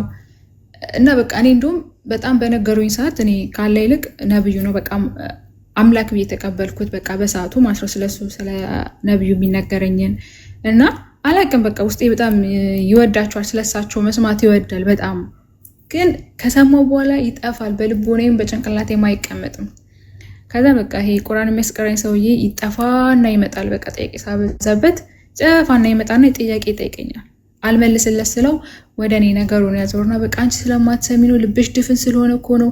በቃ ቁርአን እንትን ሴትዮዋ ላናግራት አለኝና ሰሪን አናግራት ቁርአን አስቀራልኝ። በሴትዮዋ እንትን ማለት ነው። ሴትዮዋ ቁርአን ታስተምራለች ማለት ነው። እሷም ልታስቀራኝ ሞከረች። በቃ ግራ ግብት አላት። ልጆቿም ከትምህርት ቤት ሲመጡ ምናምን ባለን ጊዜ በቃ ቁርአን እንዲያስቀሩኝ ታደርጋቸዋለች ምናምን። ግን እኔ ለምን ተርጉሙልኝ ይግባኝ ማላውቀው ቋንቋ ብቀረውም ለድህነት የሚጠቅመኝ ምንድነው ነው የምላቸውና ማንም ሊነግረኝ አልቻለም። በቃ በጣም እየተበሳጩ የተሰላቹ መጡ ሰዎቹ ራሱ አሰሪዎች የራሱ ማለት ነውና በቃ ነገር ግራ ግብት አለኝ። በቃ የሆነ ነገር ስቅስቅ ብዬ አለቀስኩኝና ፈጣሪ አንተ የትኛው ትክክለኛ ፈጣሪ የትኛው ነክ ራስን ግለጥልኝ ያልኩት። ከዛ ለምንድነው ራስን ማትገልጥልኝ? በቃ አላህም ከሆንክ እግዚአብሔርም ከሆንክ ሌላም እምነት ከሆንክ እንትን በቃ ራስን ግለጥልኝ ያልኩት። ከዛ ለመጀመሪያ ቀን ከሰለምኩኝ በኋላ በ2 ዓመት ማለት ነው ከሰለምኩ በኋላ 2 ዓመት ሙሉ የመጀመሪያ ጊዜ ሰላማዊ እንቅልፍ የዛን ቀን ተኛሁኝ ማለት ነውና ህልማየው ህልሙን አላስታውስም። ያለኝ አማራጭ ምንድነው? ማታ ስራዬን ጨርሼ ቀን ሐዲስ እየሰማሁ እውላለሁ። በቃ እነኚህ እንትኖችን ሰማለሁ። ከዛን ኢሞሌ ግሩፕ ላይ ምናምን ሙስሊም ጓደኞችን አገኘሁኝ። ከነሱ ከሳወራ ምናምን እነሱም ስጠይቃቸው እንደዚህ በግልጽ አይነግሩኝም። ግን ያው በቃ ዝም ብለው ስለ ነብዩ ነው የሚያወሩት። ስለ ነብዩ ሊያወራሉ። በቃ መልካም ነገር ነው የሚያደርገው። በቃ ደግ ነው፣ ጥሩ ነው፣ እንወደዋለን፣ ይወደናል፣ እንደዚህ ግን በቃ አይገባኝም። ስጠይቃቸው ጥያቄን የሚመልስልኝ ግን አላገኝም። ለምንሰጣቸው ጥያቄ መልስ አላገኝም። ለምንድን ነው በቃ እንደዚህ ለምን ፐርሰናል ቁርአን እንትን ከተባለ ቁርአን እምነት ከሆነ ቁርአን ከፈጣሪ ወረደ ካላ ወረደ የሱ ቃል ነው ከተባለ ለምን የድህነት ትምህርት የለበትም ነበረ ውስጥ ከነሱ ጋር የነበረው ጭቅጭቅ። እነሱም ደግሞ የተወሰነ እንትን ይሉኝና ኢቨን ከግሩፕ ብሎክ ያደረጉና ያስወጡኝ ነበረ ማለት ነው። በቃ የኢሞ ግሩፕ የምታውቁት ከሆነ ዝም ብላችሁ ጆይን ማድረግ ትችላላችሁ። በጣም ብዙ ናቸው፣ በብዙ ሺህ ማለት ነው። በሌላ ቋንቋ ደግሞ እኔ ከአማርኛ ውጪ ትንሽ እንግሊዝኛ ሊገባኝ ይችላል እንጂ ሌላ ነገር አላውቅም። እንዴት ይግባኝ? በጣም ችግር ነው። ሰው ያለኝ አማራጭ ምንድነው? ማታ ማታ ፈጣሪ ራስን ግለጽልኝ ብዬ በቃ ለረጅም ጊዜ እያለቀሱ መተኛት ነበረ። ሳለቅስ በቃ እንደዚህ አልቅሼ ከሆነ ተኝቼው እንትን አድራለሁ፣ ቀን ስራ መስራት እችላለሁ። እንደዚህ የሆነ ታመምኩኝ። ከዛ ነው የሆነ ሳለ በቃ እንትን አልኩኝ፣ መርዝ ጠጣው ማለት ነው። በቃ ራሴ ላጥፋ መረረኛ አቃተኝ። በቃ ሜንታሊ በጣም እንትን አልኩኝ፣ ብሬክዳውን አድርጌያለሁ።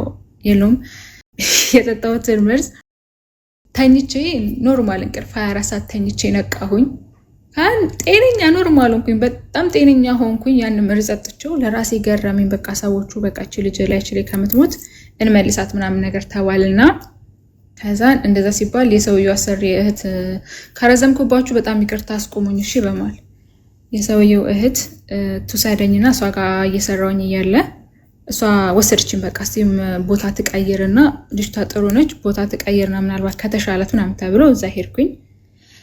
እዛ ሄጄ ልክ እዛ ቤት ሲሄድ ከዛ ቤት ጎረቤት መዝሙር ይከፈታል፣ የኦርቶዶክስ መዝሙር ይከፈታልና ሰማለሁኝ ምናምን ነገር። ከዛ እንደምን ብዬ በመስኮት አግኝቼ ልጅቷን ሳናግራት ክርስቲያኖች ብዙ ስለእምነቱ የላትም እውቀት ብዙ የላትም፣ ግን ኪዳነ ምሕረትን በጣም ትወዳታለች፣ በጣም በብዙና ኪዳነ ምሕረትን ነው ለትንሹም ለትልቁም ኪዳነ ምሕረትን ነው የምትለው። በቃ እኔ በመስኮት ተደብቄ አናግራታለሁ ምናምን። እስቲ የሆነ ነገር ንገሪኝ ስለ ኦርቶዶክስ እላታለሁ። እውነት ለመናገር ስለ ኦርቶዶክስ ለምን ዩቲዩብ ላይ ገብቼ እንደማላይ አላውቅም። ለራሴም ታምር ነው እስካሁን የሚሆንብኝ። ግን በቃ ሁሌ ዩቲዩብ ከከፈትኩኝ ወይ ኢሞ ከከፈትኩኝ በዛን ሰዓት የነበረው እሱ ነው ማለት እኔ ብዙ ስለማልነው ፌስቡክ ምናምን ነገር ስለማልገባ ነውና የማገኘው እንዳለ ሙስሊሞች ነው። ስለ ሙስሊም የሚሰበኩ የሚማሩ በቃ ሁሉ መንዙማው ምኑ መንዙማ ደግሞ በልጅነቴ አክስቴ ትሰማ ስለነበረ በጣም ነው የምወደው። ከሷ ጋር ነው እየሰማ ያደግኩትና ሰው በጣም ይስበኛል ወደዛ ማለት ነው። ከዛን እያለ በቃ ኪዳነ ምሕረት መዝሙር ስትከፍት ምናምን የሷ መዝሙር እየሰማው ምን እያልኩ ከዛን በቃ በጣም እንትን አልኩ። ከሰዎቹ ጋር መስማማት አልቻልኩም። መዝሙር እንትን ማለት ጀመርኩኝ። በዩቲዩብ ላይ ተደብቄ መስማት ጀመርኩኝ። መስማት ጀምር ከሰዎቹ ጋር መግባባት አልቻልኩም። ያለ መጥፎ ነገር ተፈጠረና አረብኛ እንደነገርኳቸው አልችልም። ከዛ በተራ ነገር ተጣልተን ወደ ቢሮን መልስሻሉኝ እሺ አልኳቸውኝ። ይዘው ሊሄዱ ለቢሮ ደውሉልኝ ምናምን ነገር ብያቸው አልደውልም ብለውኝ እኔ በራሴ ስልክ ደብቄ ያስኩ ስልክ ነበርና እንሸኝሽ ወደ ቢሮ ምሰርሽ ብለውኝ ይዘውኝ ይሄዱ ነው። ግን እነሱ ለካ መዝሙር ተሰማ ሰምተው አስጠይቀዋል ማለት ነው። ሪከርድ አድርገው አስጠይቀው የኦርቶዶክስ መዝሙር እየሰማች ነው ብለዋል ማለት ነው። እና እኔ ከሰዎቹ ጋር እንዲህ ኢድ ሲመጣ ምናምን መስጂድ ሄደን እንሰግራለን። በቃ ብዙ በእስልምና የሚደረጉ ነገሮችን ሁሉ ሲያረጉ ለራስ ያረጉልኛል እና ሙስሊም ነች ብለው ሪከርድ አድርገው አስጠይቀው ነበረ። ይዘውኝ የሚሄዱት ልጁ ፖሊስ ነው፣ ሊያስገድሉኝ መኪና ውስጥ እየተመካከሩ ማለት ነው። በቃ እንሽጣት ወይስ እናስገድላት ነው። ይሄንን የሚያወቁት ወደ ቢሮ ሲሄዱ ይዘውኝ ሲሄዱ ተደብቄ ቢያስኩት ስልክ ለደላሏ ደውዬ ላናግራት ፈርቼ በቃ እንደደወልኩኝ ተቀምጧል ስልኬ ማለት ነው። እንደዚህ ክፍት ሆኖ ተቀምጧል ስልኬ። እንዴት ላዋራት ደብቄን ያስኩት ስልኬ እንዳይነጥቁኝ ብዬ ፈርቼ በቃ እሷ እየሰማች ነው ዝም ብላ ማለት ነው። ከዛ በቃ እንትን ይላሉ። እለቱ የአመቱ መድኃኒዓለም ነበርና የኔ አባት ከዛ እንትን እያለን መኪና ውስጥ እየሄድን ያንን ያወራሉ። ከዛ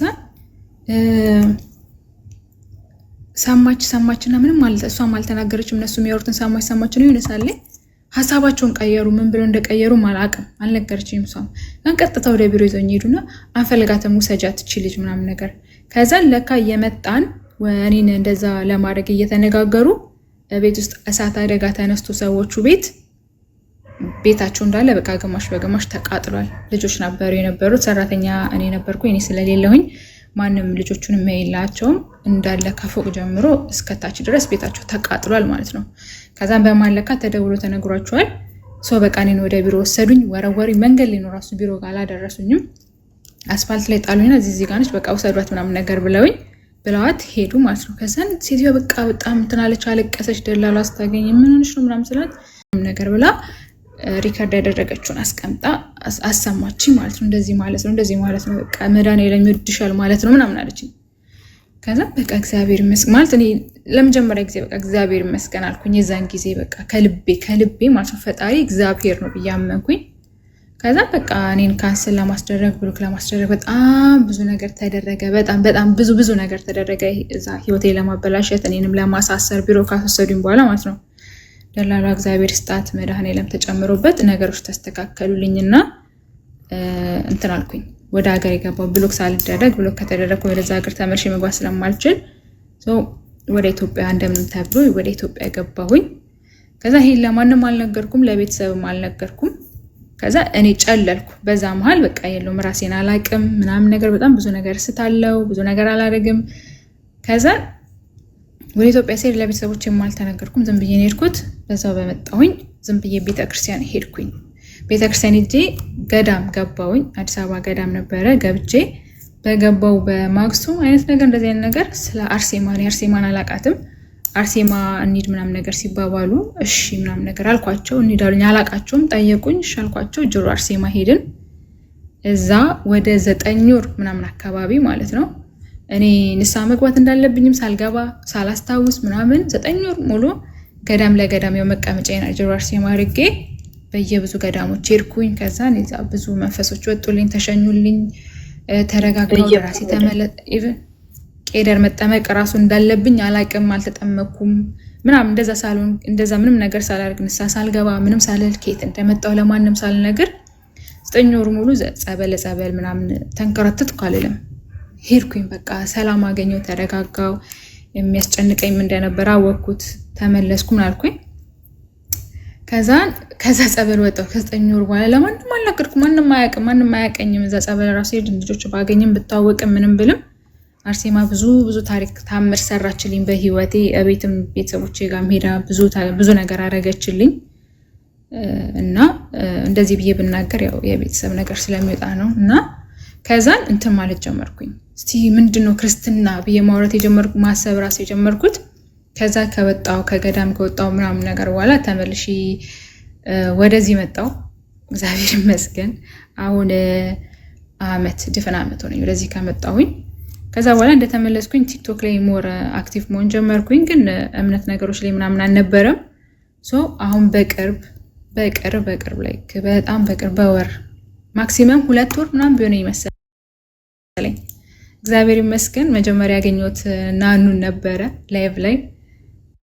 ከዛን እያለ የነፉኝ ምናምን ነገር ሰማሁኝ።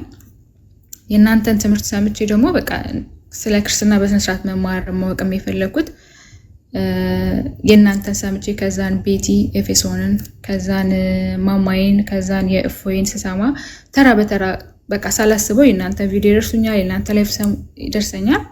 ከዛ ከሌሎች ሁሉ ከሌላው ነገር እየሸሸ ወደ እናንተ ስመጣ ሞር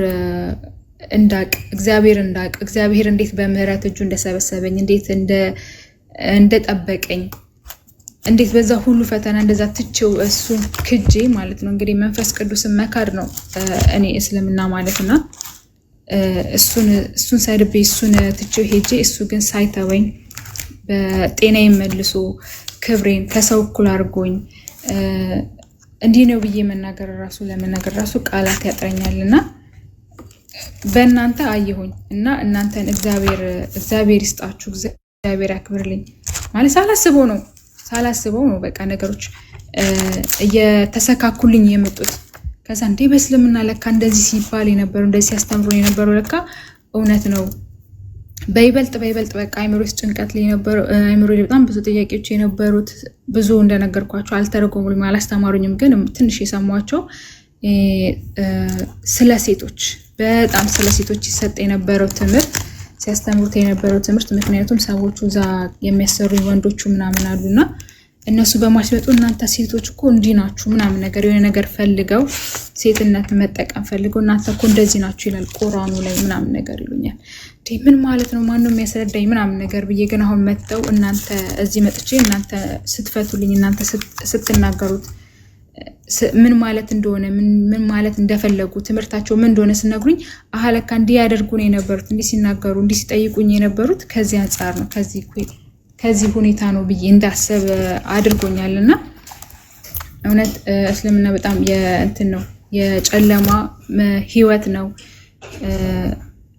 እኔ ስጠይቃቸው እንግዲህ ሌላ ነገር ጠይቂያቸው አይደለም አስረዱኝ አስተምሩኝ ብዬ በጠየቅኳቸው ነው ሲሸሹኝ ሲያርቁኝ የነበሩት በጣም ብዙ ነገር አሁን እንደዚህ ብዬ መናገር ስለማልፈልግ ነው ለራሴ ከእግዚአብሔር ጋር ቃል ገብቼበታለሁ። ይሄ ነገር የሆንኩትን ያደረጉኝ እንደዚህ ያደረጉኝ ፍጥረቶች ያንተ እጆች ስራ እንደዚህ ያደረጉኝ ብዬ አልናገርም ብዬ ቃል ስለገባው ነው እንጂ በጣም ብዙ በጣም ይሄ ነው የማይባል ማለት ነው። እግዚአብሔር ይመስገን በጣም ብዙ ነገር አድርገውኛል። ለምን ወደ ክርስትና አይደለም ስመጣ ገና ስጠይቅ ምን ማለት ነው አስተምሮቱ ምን ማለት ነው ተርጉሙልኝ አስረዱን ብዬ ስለጠየቅኳቸው ብቻ ማለት ነው። እና ልጆቻችን ልታበላሽ ነው ልጅ መገደል አለባት እቺ ልጅ መታሰር አለባት ብዙ ነገር መደረግ አለባት ተብሎ ከዛ ሁሉ መከራ ያወጣኝ እግዚአብሔር ነው ሳላቀው ያወቀኝ ሳይገባኝና ሳይገባኝ እግዚአብሔር ወደ ቤቱ የጠራኝ እሱ ነውና እና እኔ ክርስትና የእውነተኛ ማለት አሁን እኔ ያለኝን ሰላም ልነግራችሁ አልችልም። በቃ ሌላውን ዕውቀቱ ምናምን ተውት። አሁን እኔ በራሴ ማለት ነው በፍቃድ እግዚአብሔር በሰጠኝ በነፃ ፍቃድ እሱን እያመለኩት ለሱ እየታዘዝኩኝ በመኖረው ጤነኛ ነኝ።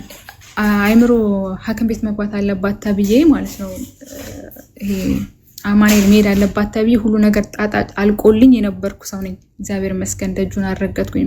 የኔ አማኑኤል የኔ መድኃኒት የኔ የሰላሜ መረጋጋቴ ሁሉ ነገር አሁን ላለሁበት ራሱ ምንም አይደለም ጸበሉ ስሙ የሰጠኝ ነፃ ፍቃድ በቃ በስሙ በሱ በቤቱ ያገኙት ነገር ነውና አላቅም ያወራሁት ይግባችሁ ልክ ይሁን ምን ይሁን እቺ መናገር ስለምፈልግ ነው የተናገርኩትና ጥያቄ ካላችሁ እቀበላለሁ። ስላበዛው በጣም ይቅርታ። ችግር የለውም እና ታችን በጣም እናመሰግናለን። እግዚአብሔር አምላክ እንኳን ከሁሉም ነገር አወጥቶሽ በቤቱ ሰበሰበሽ። በጣም ደስ ይላል። እግዚአብሔር በቤቱ ያጽናሽ። በርቺታችን ቅድምም እንደነገርኩሽ በጸሎትም ምንም መጠንከር ያስፈልጋልና በርቺታችን በዚህ አይነት ህይወት ላይ የሚያላችሁ ወንድሞች በርቱ ነው የምለው። እግዚአብሔር በቤቱ ያጽናሽ እህታችን። በርቺ። አሁንም በደንብ ተማሪ፣ በደንብ እወቂ። እግዚአብሔር በቤቱ ያጽናሽ። አሜን አሜን። ወንድሞች ጥሩ እግዚአብሔር በቤቱ ያጽናሽ። እኔ በእውነት እንትን for the first time ማለት እናወራለን እንደዚህ ምናምን የተለያዩ ቤቶች ላይ እንገናኛለንና እንደ እግዚአብሔር ቃልንም እንነጋገራለንና ብታምኑም ባታምኑ እንደዚህ አልመሰለኝም እና በጣም ደንግጬ ስሰማት የነበረውና እንኳንም ወደ ቤቱ መጣሽ መብራን ረዳችሽ። በእውነት አሁንም ከቤቱ አትለይብን። ሁላችሁም እዚህ ያላችሁ በጸሎት አስቡ ታለ ወደ ተሻለ ማንነት ደርሳ ደግሞ እግዚአብሔርን የምታገለግል ይችን ቤተክርስቲያን የምታገለግል ድንቅ እህት ያድርጋትና ሁላችሁም በጸሎት አስቧት። በእውነት ደስ ብሎኛል ስላንቺ እግዚአብሔር ይመስገን። አሁንም ከቤቱ አንጣሽታል። ዋው ኦኬ። ሌሎቻችሁስ ክርስቲያን እንኳን ደህና መጣ ብለናል የምትሏት ነገር ካለ እውነት እፎይ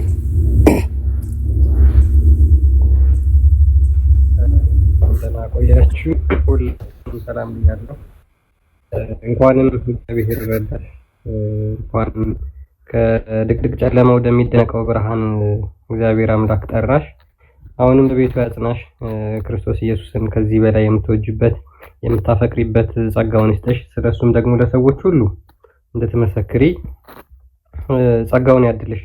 በእውነት በጣም ደስ የሚል ምስክርነት ነው የሰጠሽንና በጣም ደስ ይላል። ይሄ ሰዎች የልብ ረፍት የሚገኝበት የት እንደሆነ እንዲያውቁ እንዲረዱ። ምክንያቱም መጽሐፍ ቅዱስም ይላል እንደ በጎች ተቅበዘበዙ ነበር፣ አሁን ግን ወደ ነፍሳችሁ ጠባቂ ወደ ክርስቶስ ተመልሳችኋል ይላል።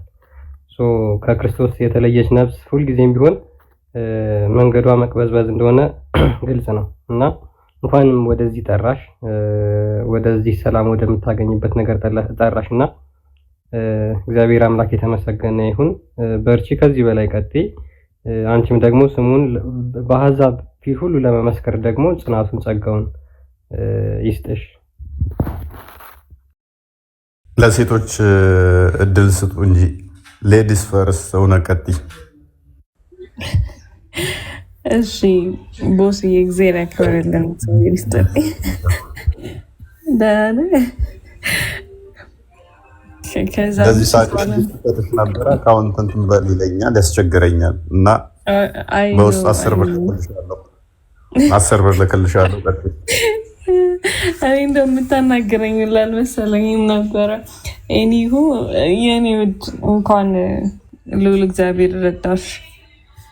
አይ ቲንክ የእሷ ታሪክ ለብዙዎቻችሁ ምሳሌ የሚሆን ይመስለኛል።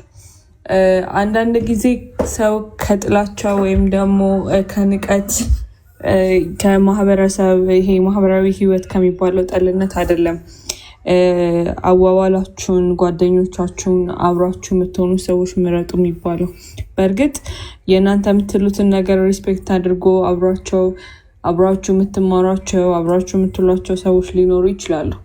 ግን ቢያንስ እንኳን የትኛው ጓደኛ ነው እኔ ላይ ጥሩ ነገር የሚያመጣው፣ የትኛው ጓደኛ ነው ወደ መንፈሳዊ ህይወት የሚያቀርበኝ፣ የትኛው ጓደኛ ነው ለእኔ ህይወቴ ቀና የሚሆነው ከእግዚአብሔር ጋር ያለኝን ግንኙነት እንዳጠበቅ የሚያደርገኝ የሚለውን ነገር ግን ልታስቡ ይገባል። በተለይ አሁን ሃይ ስኩል ላይ ኤርሊ ትዌንቲስ እና ደግሞ ይሄ 10ዎቹ መጨረሻ ላይ ያላችሁ ሰዎች አሁን እዚህ ሶሻል ሚዲያ ላይ እንዲህ we see a lot of videos አሁን ረመዳን ሲመጣ መንዙማን በመክፈት የተለያዩ ነገሮችን በማድረግ የሚያደርጉ ሰዎች አሉ እና እነዚህ ነገሮች ስንቃወማቸው ከህይወት መንገድ ከህይወት ጎዳና እንዳያወጧችሁ ነው። ስለዚህ እንደነዚህ አይነት ታሪኮች አይ ቲንክ ትልቅ አስተማሪ የሚሆኑ ይመስለኛል። በተለይ በጓደኛና በማህበራዊ ህይወት በሚባል ሰበብ አንዳንድ ጊዜ ሊሚታችንን እያለፈን ያንን ሊሚት ማለፍ ብቻ አይደለም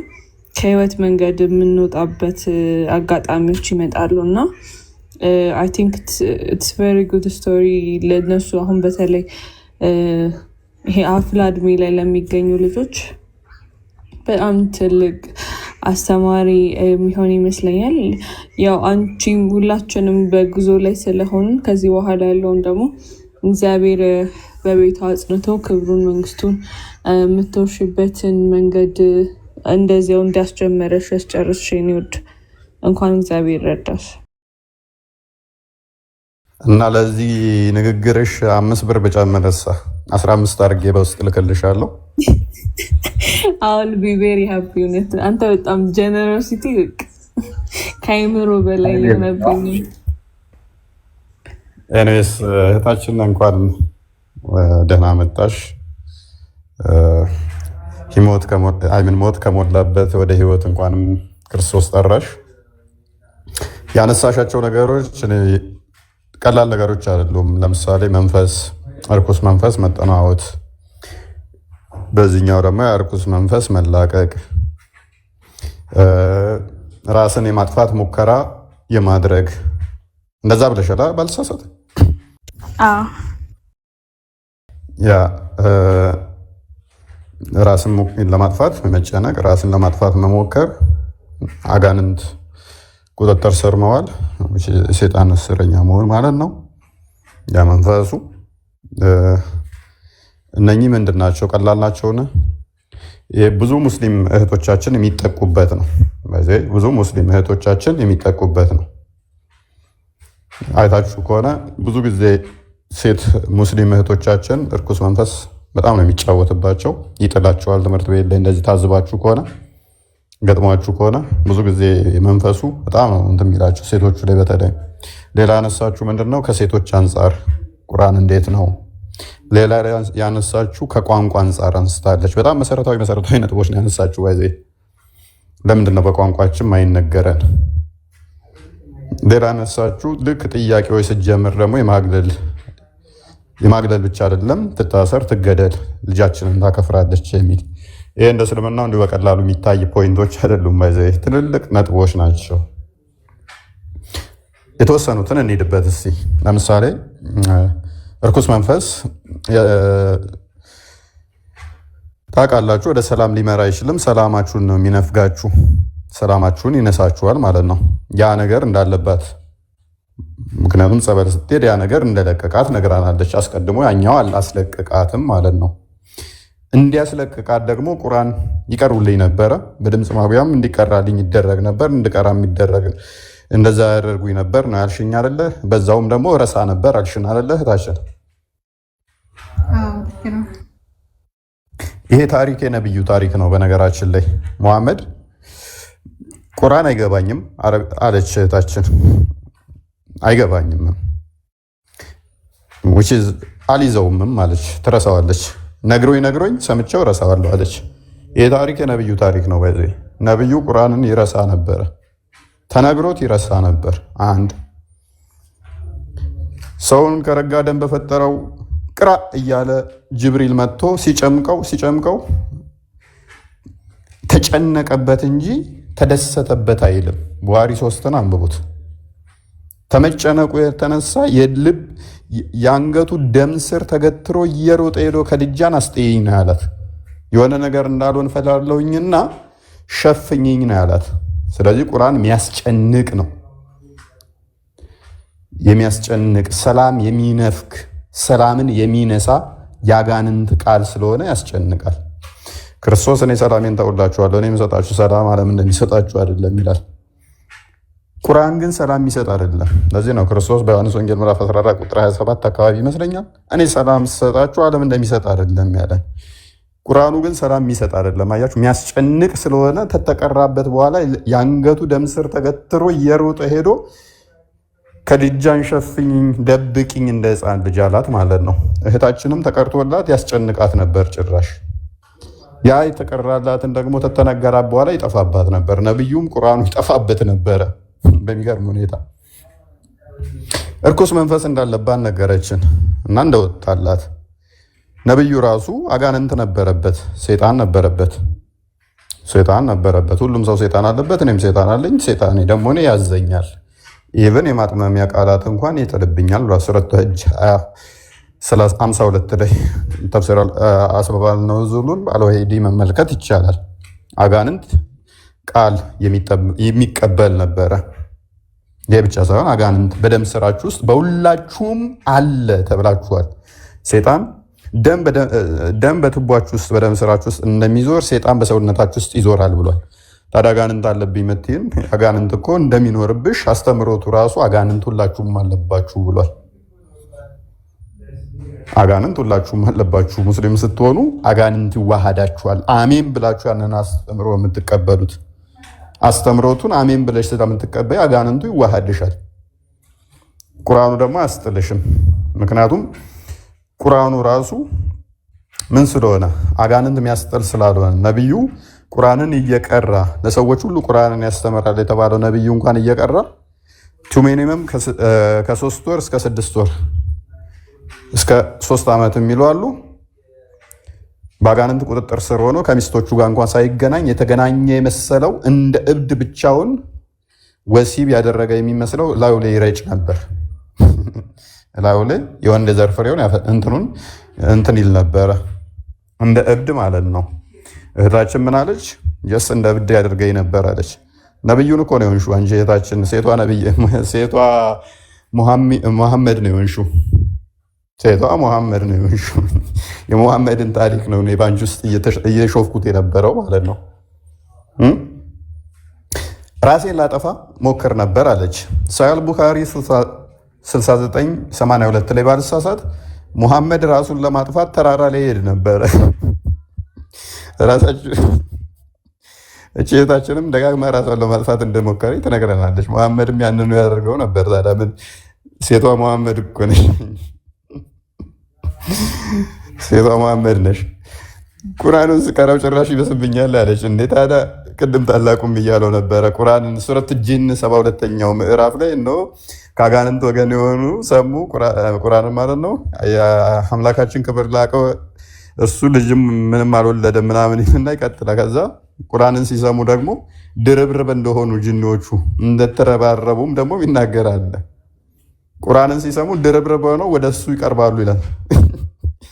ሰው መጽሐፍ ቅዱስን ሲያነብ የጌታን ቃል ሲያነብ ሴጣን ይርቃል እንጂ እንዴት ነው እየተደራረቡ ድርብርብ ማለት አንዱ በአንዱ ላይ ሆነው ወደ አንተ የሚቀርቡት ሲሰሙ ድርብርብ ሆነው መጡ ይላል ቀረቡ ይላል ሰው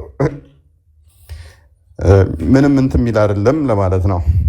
ጭራሽ ሚስብ ስለሆነ አይ ቲንክ ባልሳሳት ሙስሊም ወይም ቡሃሪ ላይ 450 ላይ ነብዩ ራሱ አጋንንት ግብዣ ያደርጉለት ነበረ።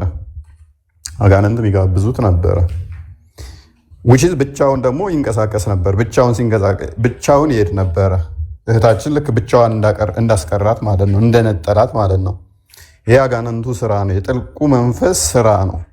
የነብዩን ተግባር ነው የነገረችን። በተዘዋዋሪ ነብዩም ላይ እንደዚሁ አይነት ነገሮች ነበሩ። ኦቨርኦል ግን ምንድነው እሱ ክርስቲያኖች ምን መርጠውን ጓደኛ ልንለይ ይገባል። ተደጋጋሚ እኔም ማያቸው ከቤተሰቦችም ይደርሱኝ አንዳንድ ልጆችም የሚመጡት የራሳቸውን መሰረታዊ ትምህርት ሳያውቁ የመሰረታዊ የቤተክርስቲያን አስተምሮ ሳያውቁ የሚሰጣቸው ኔጌቲቭ ነገር ስለ ራሳቸው የሚነገራቸው ኔጌቲቭ ነገር ይሰሙና ያኛው አስተምሮ ያኛው ሃይማኖት ትክክል ነው አይደለም ብለው ሳይመረምሩ ሄደው የሚነከሩበታሉ። ከዛ በኋላ ከገቡ በኋላ ምን ይሆናሉ? አስቀድሞ የተነገራቸው እዚህ ያላለ የወጡበትን አታክ ብቻ የሚያደርጉት ተምረው አውቀው አይደለም። አስቀድሞ ጭንቅላታቸው ውስጥ የሞሉት ቆሻሻ አስተሳሰብ አለ። ያንን ነው ዝም ብለው የሚወረውሩት። የገባችሁበት ትክክል አይደለም ብትሏቸውም አይሰሙም። በቃ በዚህ ክርስትና ትክክል ባይሆን እንኳን እስልምናን ትክክል አያደርገውም። የእስልምና ስህተት መሆን ክርስትናን ትክክል አያደርገውም። የእስልምና ስህተት መሆን ክርስትና ትክክል ነው ማለት አይደለም። የክርስትና ደግሞ ስህተት መሆን እስልምና ትክክል ነው ማለት አይደለም። አብዛኛው ማህበረሰብ ግን ይሄን አያውቅም። እንደዚህ አይነቶቹ ደግሞ ዝግመተ ለውጣቸውን ያልጨረሱ ሰዎች ምንድነው የሚመስላቸው? እዚህ ጋር የሆነ ነገር ሲነገራቸው ሳይማሩ ሲዘሉ እንትን ሲሉ ይኖሩና የሆነ ሰዓት ላይ ቀላል ጥያቄ ከሆነ የተጠየቁት ሲጠየቁ መልስ የሌለው ይመስላቸዋል። ከዛ ያኛው ጋር ደግሞ ምን አይነት እጅግ ዘግናኝ ላይምሮ ቅድም እንዳለችው እህታችን ሰው መብላትን አነሳች። በክርስቲያኖች ሰው ይበላሉ የሚል አስተምሮ አይምሮ ውስጥ ሞልተውብኝ ነው አለች። እነኛን ያነሷቸው ምንድነው? ብሉይ ኪዳን ላይ በኃጢአታቸው ምክንያት ሰውን ገለው ይበሉ አሉ፣ ሰው አርደው ይበሉ አሉ፣ ሕፃናትን ያሉ አሉ። በኃጢአታቸው ምክንያት ልክ እንደ ሙስሊሞች ከተራቡ ሰውን አርደው መብላት በእስልምና አስተምሮ ተፈቅዶላቸዋል። ሰውን አርደው መብላት ተፍሲር አልቁርጡቢ ቮሊዩም 2 ገጽ 85 ላይ ይገኛል። ኢስላሚክ ጁሪስፕሩደንሲ ፔጅ 199 እና 202 ላይ ታሪኩን ታገኙታላችሁ። አንድ ሙስሊም ከተራበ ክርስቲያኖችን አርዶ መብላት ይችላል። ይሄንን ታሪክ መጽሐፍ ቅዱስ ሲያስቀምጥ ምን ብሎ ያስቀምጠዋል? እንደዚህ የሚያደርጉ ሰዎችን በኃጢአታቸው ምክንያት እንዲህ ያደረጉ ሰዎች አሉ ተብሎ ሲቀመጥ ክርስቲያኖች አርዳችሁ ብሉ ማለት አይደለም። የሙስሊሞቹ ግን ከተራባችሁ አርዳችሁ ብሉ የሚል ፍቃድ ነው። እሷ ያነሳችው አስተምሮ እሷ የተናገረችው እስልምናን ስንመዝንበት እስልምናን ገደል የሚከተው ነው። እነሱ እኛ ጋር ቆሻሻ ብለው ያነሱት ማለት ነው። እስልምናን ገደል የሚከተው አስተምሮ ይሆናል ማለት ነው። በዋናነት ግን እንኳንም ክርስቶስ ረዳሽ እና ከጨለማ ውስጥ ወጣሽ። ሌሎቻችሁም ተማሩበት ከእንደዚህ አይነት አካሂድ ክርስቶስን ማታቁ ደግሞ እንድታቁ እንጋብዛችኋለን እና በርቱ። እንደዛ ነው። ቃልዮት ያሰማልን። ሙሴ ብዙ ተምረንበታል። ብዙ ያላስተዋልናቸውንም ነገር እንደውም ኡስታዝ ነገርና እውነት ነው። መሐመድን ነው ያየንባት። አንዳንዴ መንፈስን እሺ ብለን አክሴፕት አድርገን ስንቀበል ያ መንፈስ በላያችን ላይ ሆኖ የሚሰራውን ስራ ያሳየናል እና ያንን ነገር ነበር በእህታችን የተመለከትነው። ግን እግዚአብሔር አምላክ ረድቷት እህታችን ከዚህ አይነት ነገር ወጣለችና ሌሎች በእንደዚህ አይነት ህይወትም ያላችሁ ራሳችሁን ዞር አድርጋችሁ እንድታስቡ የኛ ጥሪ ነው፣ የእህታችንም ጥሪ ነው። እሺ አሁን ሂዊ እንዴት ነሽ? እንኳን ሰላም መጣሽ እህታችን። ውስጤ አንዴ ይቅርታ እሷ ከማርታ በፊት አንድ የመጨረሻ ነገር ልበል ከይቅርታ ጋር ይቻላልሽ? እሺ እህታችን ሰዎች ይቅርታ አንድ ነገር አሁን በስተመጨረሻ እግዚአብሔር ብሎ ማለት እኔ በጣም የሚቆጨኝ ነገር እንዲህ ተምሬ መጽሐፍ ቅዱስን በደንብ አውቄ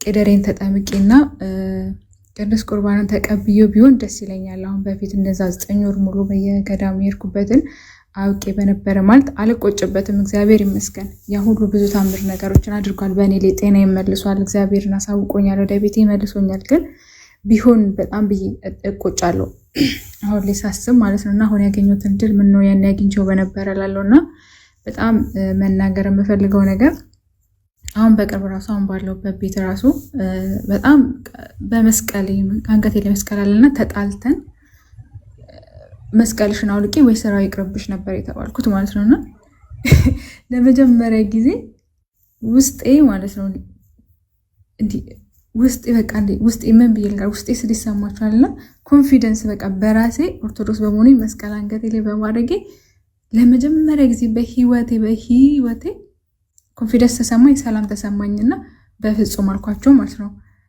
አይሆንም አልወልቅም፣ ስራ ይቀርብኛል ስላ ሴትዮዋም ሰውየውም ሄዱ ቆዩና መጡና እንዴ ሰውየው እኮ ሊያስወጣሽ ነበር ግን ለምን እንደሆነ አላውቅም። ሰውየው የተናገረውን ቃሉን ቀይሮ አያውቅም።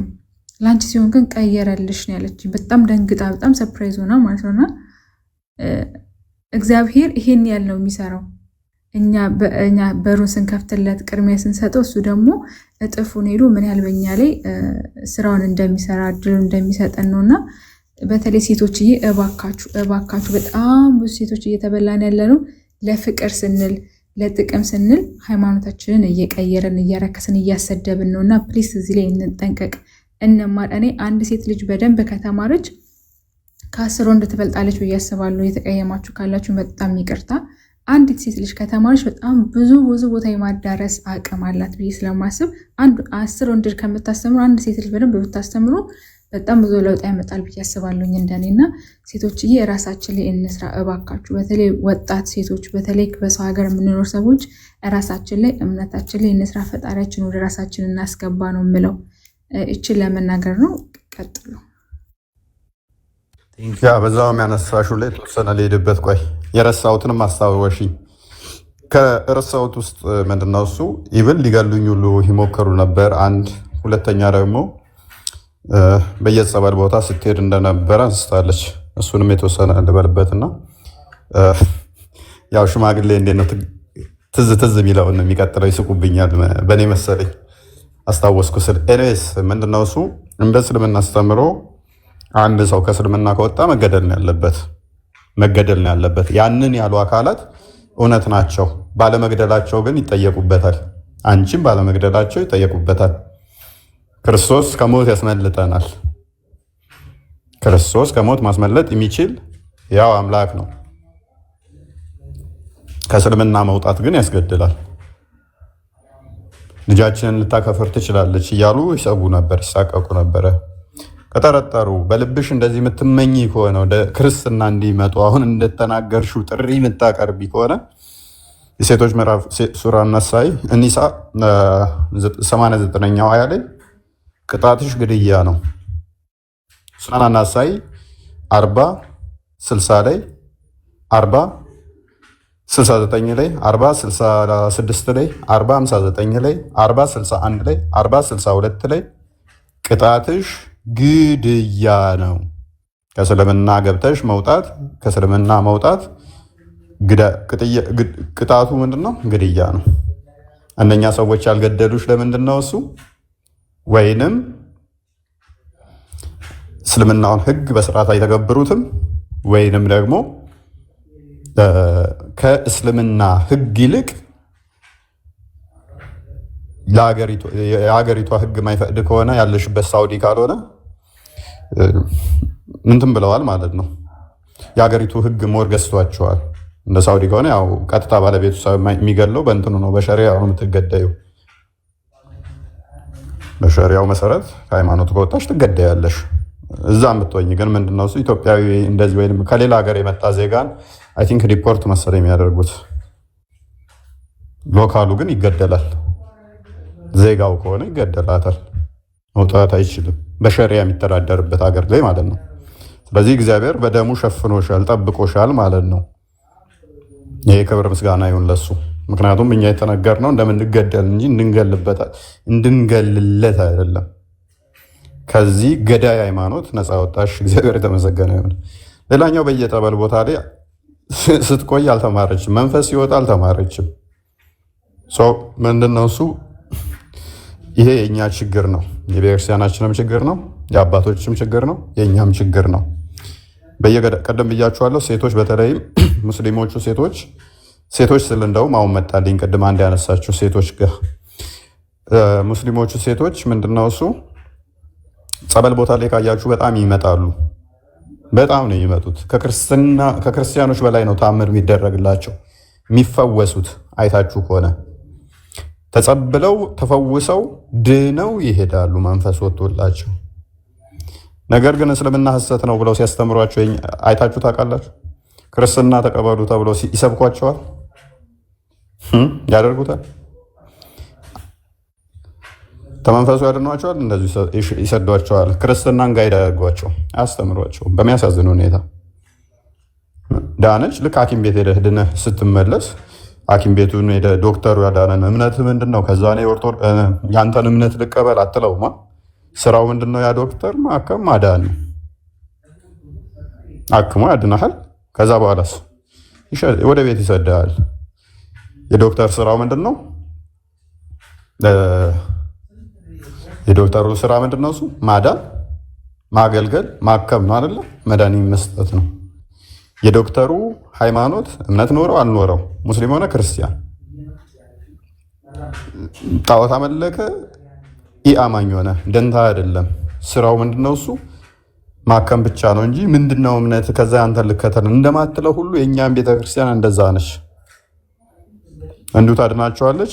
ምንም አይነት አስተምሮ ሳሰጥ ትሰዳቸዋለች። ከዛ ምንድነው የሚሆኑ ሰዎቹ? ጸበሉን እንዴት ነው የሚቆጥሩት? እንደ ሕክምና ቦታ ማለት ነው። ማንኛውም ሰው ሄዶ ይታከምበታል። ከዳነ ዳነ። የብዙ ችግር ማለት ነው።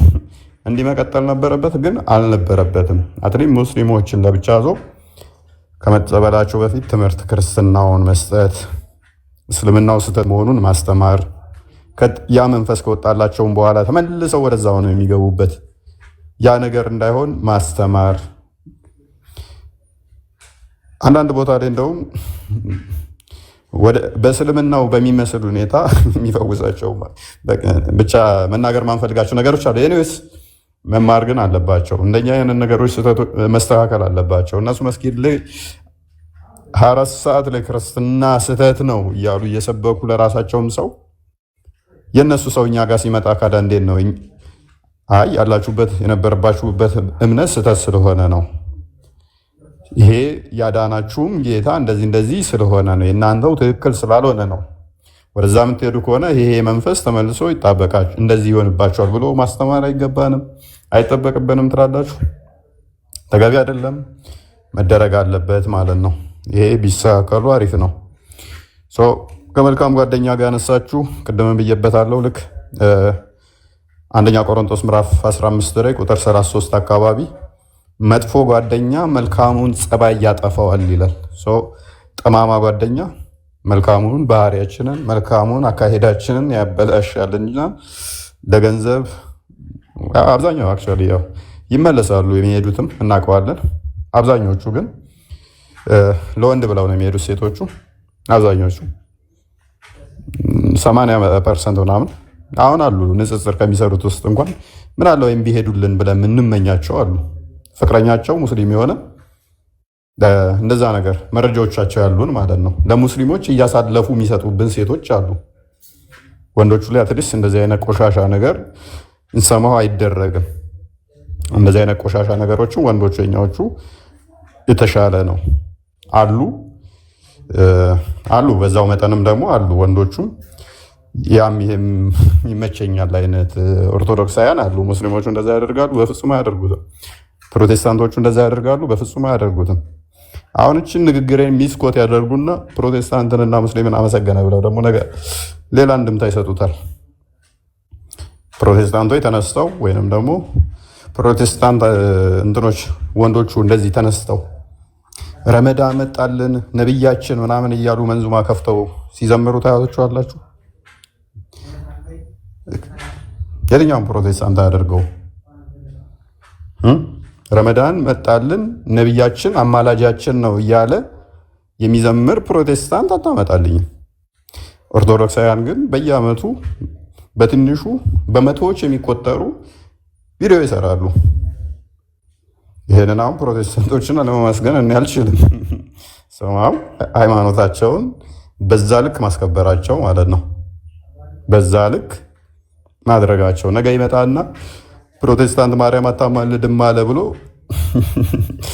ይሄ መናፍቅ ይሄ እንደዚህ ምናምን ብሎ ይወግተና ያው ወይ ፕሮቴስታንቶችን አመስግኗል መናፍቅ ነው ከጀርባው ይጠና ይላል ማለት ነው። እሱ ግን እኮ ብቸኛ ሸፋኤ ሙሐመድ ነው እያለ እኮ መንዙማ ሰርቷል። ብቸኛ ሸፋኤ ሙሐመድ ነው መንዙማው እንደዛ ነው የሚለው። ከሙሐመድ ውጭ አማላጅ የለም ነው የሚለው። እና ይሄን የሚያደርጉት የኛ ሴቶቹ ናቸው። ሞሮፍ ቤታቸውን ከፍቶ የሚያሰድቡ የኛው ሴቶቹ ናቸው። እና በጣም ብዙ አስጠሊ ፓርቶች አሉት።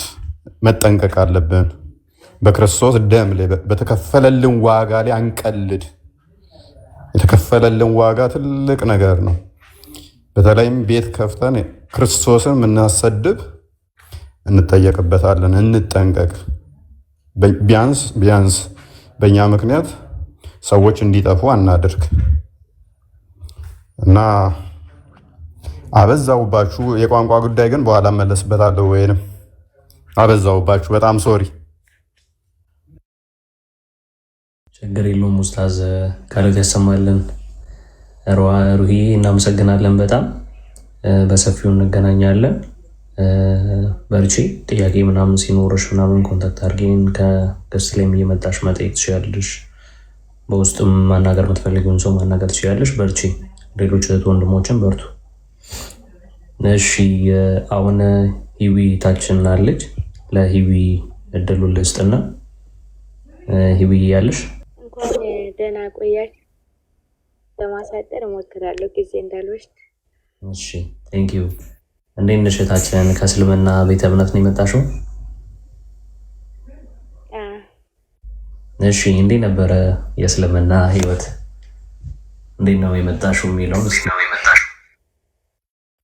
እሺ እንዴት እንደመጣው ከዛ በፊት ያለውን ከመናገሬ እንዴት እንደመጣው ልናገር እና ወደ ክርስትና ልመጣ የቻልኩበት ምክንያት የመጀመሪያው ምክንያቴ ቢኒ ነው። ቲክቶክ ላይ እንዳጋጣሚ ስዞር ያኔ ቲክቶክ ምናምን ሊብ አልጠቀምም ግን እመለከታለሁና እንዳጋጣሚ ዞር ስል ኪያ ቤት ቢኒን አገኘሁት። ከዛ ስለ ከአባ እያወራ ነበር።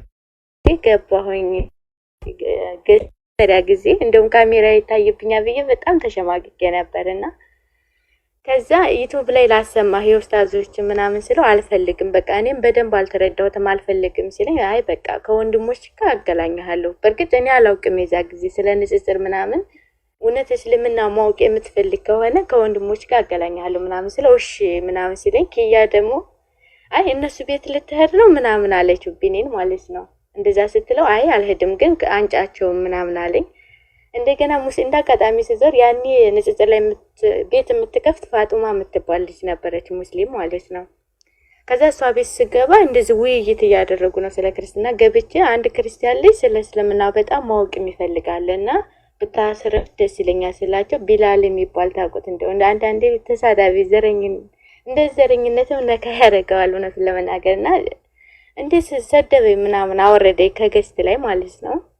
እዛ ስገባ ሳዳምጥ ከታች ሆኜም ሳዳምጥ ምናምን በዛ መልኩ ቆየሁ አንድ ሰሞን። ከዛ ከለከሉኝ። በቃ እንዴት ክርስቲያን ቤት ትሄጃለሽ አላህንና መልእክተኛውን የሚሳደቡ ምናምን ሲሉኝ መግባት አቆምኩ አንድ ሰሞን።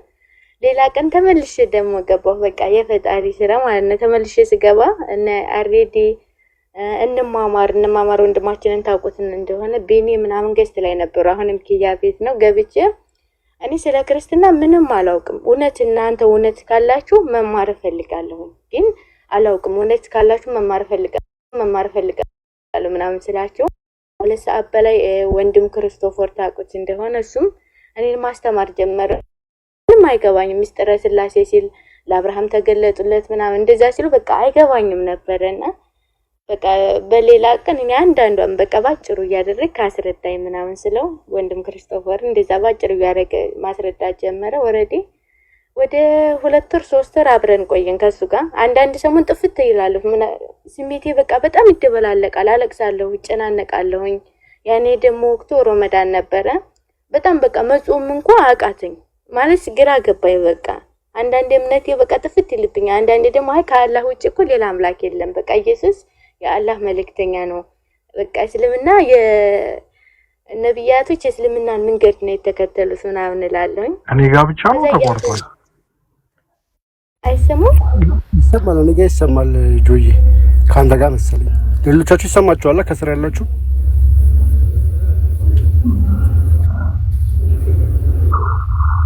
ኦስቶ ይሰማል? ይሰማል።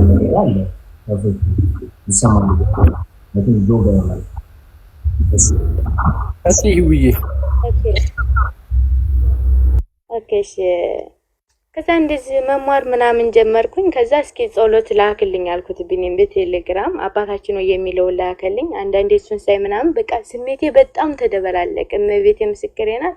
ስሜቴ ማለት ግራ ገባኝ። በቃ አንተ እውነተኛውን መንገድ በቃ ምራኝ፣ እኔ አቅም የለኝም። በቃ ማልቀስ ጀመርኩ። ማታ ሰዎች ተኝተው እኔ አለቅሳለሁ። በቃ አቅም አጣሁኝ። ግራ ገባኝ። ከዛ እያልኩ ቃስ እያልኩኝ በደንብ ማርግ ጀመርኩኝ። እንደገና የነብያት መንገድ እንዳልሆነ እንኳን ተረዳሁኝ። እንደተጀመረ ተረዳሁኝ። ከዛ አንድ ቀን ቢኒ ሀያት አይበቃሽም እንግዲህ ወደ ክርስትና መምጣት አትፈልጊም ምናምን ሲለኝ እፈልጋለሁ፣ ግን አንድ ነገር አለ። ምክንያቱም እኔ እህቴን ሻሃዳ አስይዣታለሁ። እሱ ነው እንደውም ሻሃዳ ያሳዛት። ዛህራ እንትን ላይ ብትገቡ ታገኙታላችሁ። ከመድኃኒት ወደ መድና ነው የሚለውና የሷ ነገርም አስጨነቀኝ። እንዴት እህቴን ሻሃዳ አስይዤ እንደገና እኔ ወደ ክርስትና ሄድኩ ቢባል ምን ይባላል ምናምን በጣም ግራ ገባኝ። እዛ በቃ እንግዲህ የመጣው ይምጣ ብዬ ወደ ክርስትና መጣሁኝ። ያው እኔ በነገራችን ላይ ባለ ትዳር ነበርኩ፣ ሙስሊም ባል ነበረኝ። ያው ወደ ክርስትና ስመጣ ያኔ እሱ ኢትዮጵያ ነበር የሚኖረው፣ እስር ቤት ነበር ኢትዮጵያ ውስጥ ማለት ነው። ከዛ ለመናገር ፈራሁኝ ማለት በቃ በጣም እኔ ወደ ክርስትና መመለስ ፈልጋለሁ ምናምን ለማለት ፈራሁኝ። አንዳንዴ ስልክ ስለሚሰጠው ይደውልልኛል። ከዛ ዝም ብዬ ለማንም ሳልናገር ወደ ክርስትና መጣሁ። ስነግረው ሌላ ቀን ስነግረው በጣም በቃ አውዝ ቢላህ እንዴት ካፊር ትሆኛለሽ ምናምን በቃ እናናቀ። እኔ ፍች ፈልጋለሁ ምናምን ስለው አባትሽን እኔ ጋር ላኪ አለኝ። እሺ አባትሽን እኔ ጋር ላኪ ሲለኝ ከዛ አባቴን ስልከው ልጁ አይገኝም ሸሩ ማለት ነው። ከዛ አባትሽ አልመጣም ብሎ ከሰሰኝ እኔም ማለት ነው። ያኔ ገንዘብ ፈልጎ ሲከሰኝ እኔ ለሱ የሰጠሁት ብር በሙሉ ሲታሰብ ወደ 600 ሺህ ብር ምናምን ይሆናል። እኔ ይሄን አልፈልግም በቃ እዛ ለሽማግሌዎችም እሱም አመነ። በነገራችን ላይ እኔ ይሄን አልፈልግም በቃ እኔ ክርስቶስን አግኝቻለሁ ይሄን ሁሉ አውሰድ በቃ ፈታይ ምናምን ስለው ከዛ 100 ሺህ ብር ካልከፈለችኝ አልፈታትም ማለት እንግዲህ አባቴን ተካሰሱ። በነገራችን ላይ ወንድም ክርስቶፈር መምህር ቢንያም እንደውም አሁን ጌታዬ ምናምን የሚል መሰለኝ ስሙና እነሱ ሁላ ያውቃሉ። እነሱ ናቸው እያገላኙ አባቴን ሐሳብ እየሰጡ እንደዚህ አታደርጉም ወይ ምናምን እያሉ እያገዙኝ። ከዛ አባቴ ፈይና ተገላገይ ምናምን ሲለኝ ያን ብር ከፈልኩኝ። ያን በቃ 6 አመት ሙሉ እየሰሩት በሙላ ወረዴ እሱን ሁላ ተውኩኝ፣ ብሩንም ከፈልኩኝ። እግዚአብሔር ይመስገን። አሁን በነገራችን ላይ እሱን አልቀየሙም። ግን በላይ ህይወትን አግኝቻለሁኝና ምናልባት ህይወትን ለማግኘት ምክንያት ሊሆን ይችላል። ይሄን ስነግራችሁ የሆነ ቅሬታ ምናምን አለኝ እያልኳችሁ አይደለም። ደስተኛ ቢሆን እሱ ደስተኛ ህይወት ቢኖር ደስ ይለኛል። ምክንያቱም እኔ በጣም ደስተኛ ነኝ በአሁኑ ሰዓት። ወሬዲ እንግዲህ እንዳላረዝምባችሁ ይቅርታ። በዛ አጋጣሚ ይሁዳን ይቅርታ መጠየቅ ፈልጋለሁ። ብታደርስልኝ በጣም ደስ ይለኛል። ሳላውቅ ይሁዳን ሳላውቅ ማለት ነው ያው አለማወቅ ነው ያኔ እውቀት ስለሌለኝ ነውና ይሁዳ ለማለትኩኝ ይሁዳ ምናምን ነው ነበር። በዛ አጋጣሚ ይሁዳ በጣም ይቅርታ። ቢኒም ደግሞ በጣም አመሰግናለሁኝ። ቃልም ሁላችሁም አመሰግናለሁ። እንደማማሩ ወንድሜ ክርስቶፈር መዝሙር ያሬድ ሁላችሁንም አመሰግናለሁ። በጣም ደስተኛ ነኝ። ባጠፋ ስህተት እንኳን ብሰራ ደግሞ እንደምታግዙኝ ወደ እውነት እንደምመሩ በጣም ምርጥ ወንድሞቼ ናቸው። አመሰግናለሁ። ጨርሻለሁ። ይውዬ ቃልዮት ያሰማልን። እንኳን መጣሽልን እህታችን ሂዊ። ቆየት ብላለች ከኛ ጋርና ደስ ይላል። ብቻ እኔ እኮ እንደዚህ አይነት ወሬ አልችልም። ኮስቴ ይቀጥል።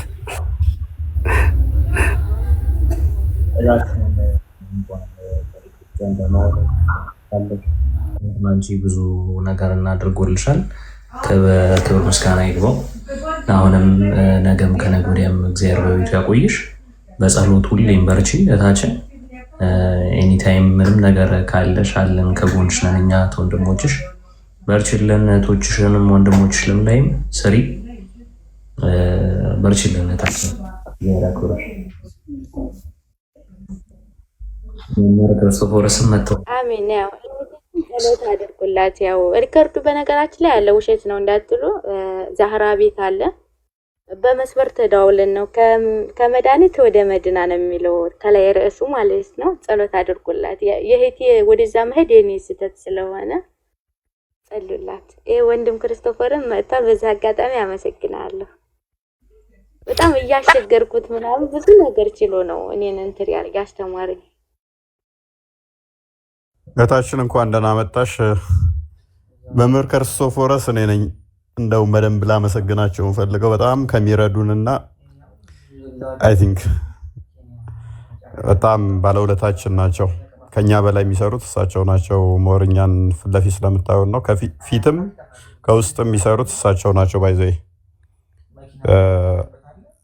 ሜቢ ሚስ ሪፕሬዘንት የተደራረግን ይመስለኛል። አላመሰገናቸውም። ባለፈው በደንብም እንትን አላልነውም ነበረ እና ከአቅም በላይ እስኪሆንባቸው ድረስ ወደ እሳቸው ነበረ እንትን የምንለው። ልጆች የሚላኩት እንደው ማውለት እያወራን ከእናንተ እንደሚመጣ ሁሉ አላወቁም ነበር እያሉ ነበር እና መምህር ክርስቶፎረስ በጣም ትሁት ናቸው። በዛ ላይ እኔ ይገርመኛል ማለት አስመሳይ ብዙ እንትኖች አሉ ሶሻል ሚዲያው ላይ በጣም አስመሳዮች አሉ፣ እኔን ጨምሮ ትላላችሁ። እና መምህር ክርስቶፎረስ ግን እንደዛ አይነት መምህር አይደሉም። የእውነት ክርስቶስን የሚያገለግሉ በቅንነት የእውነት ሰዎችን የሚረዱ በጣም ትሁት የሆኑ መምህር ናቸው። ከፍተኛውን እስልምና ሜቢ እሳቸው ሞሮፍ እዛ ፕሮቴስታንቱ ጋር ብቻ ሊሆን ይችላል ብታውቋቸው፣ እዚህ ያለውን የአንበሳውን ድርሻ የተሸከሙት እሳቸው ናቸው። እህቶች የሚያስተምሩት ምናምን ነገር እሳቸው ናቸው። እና መምህር በጣም ነው የምናመሰግነው፣ የምንወዶት። ይበልጥ ከኛ ጋር ይቀጥላሉ ብለን ተስፋ እናደርጋለን። አብረን እንሰራለን። ከኛ ጋር እንዲሆኑ ነው። በዛውም እያመቻቸው ነው።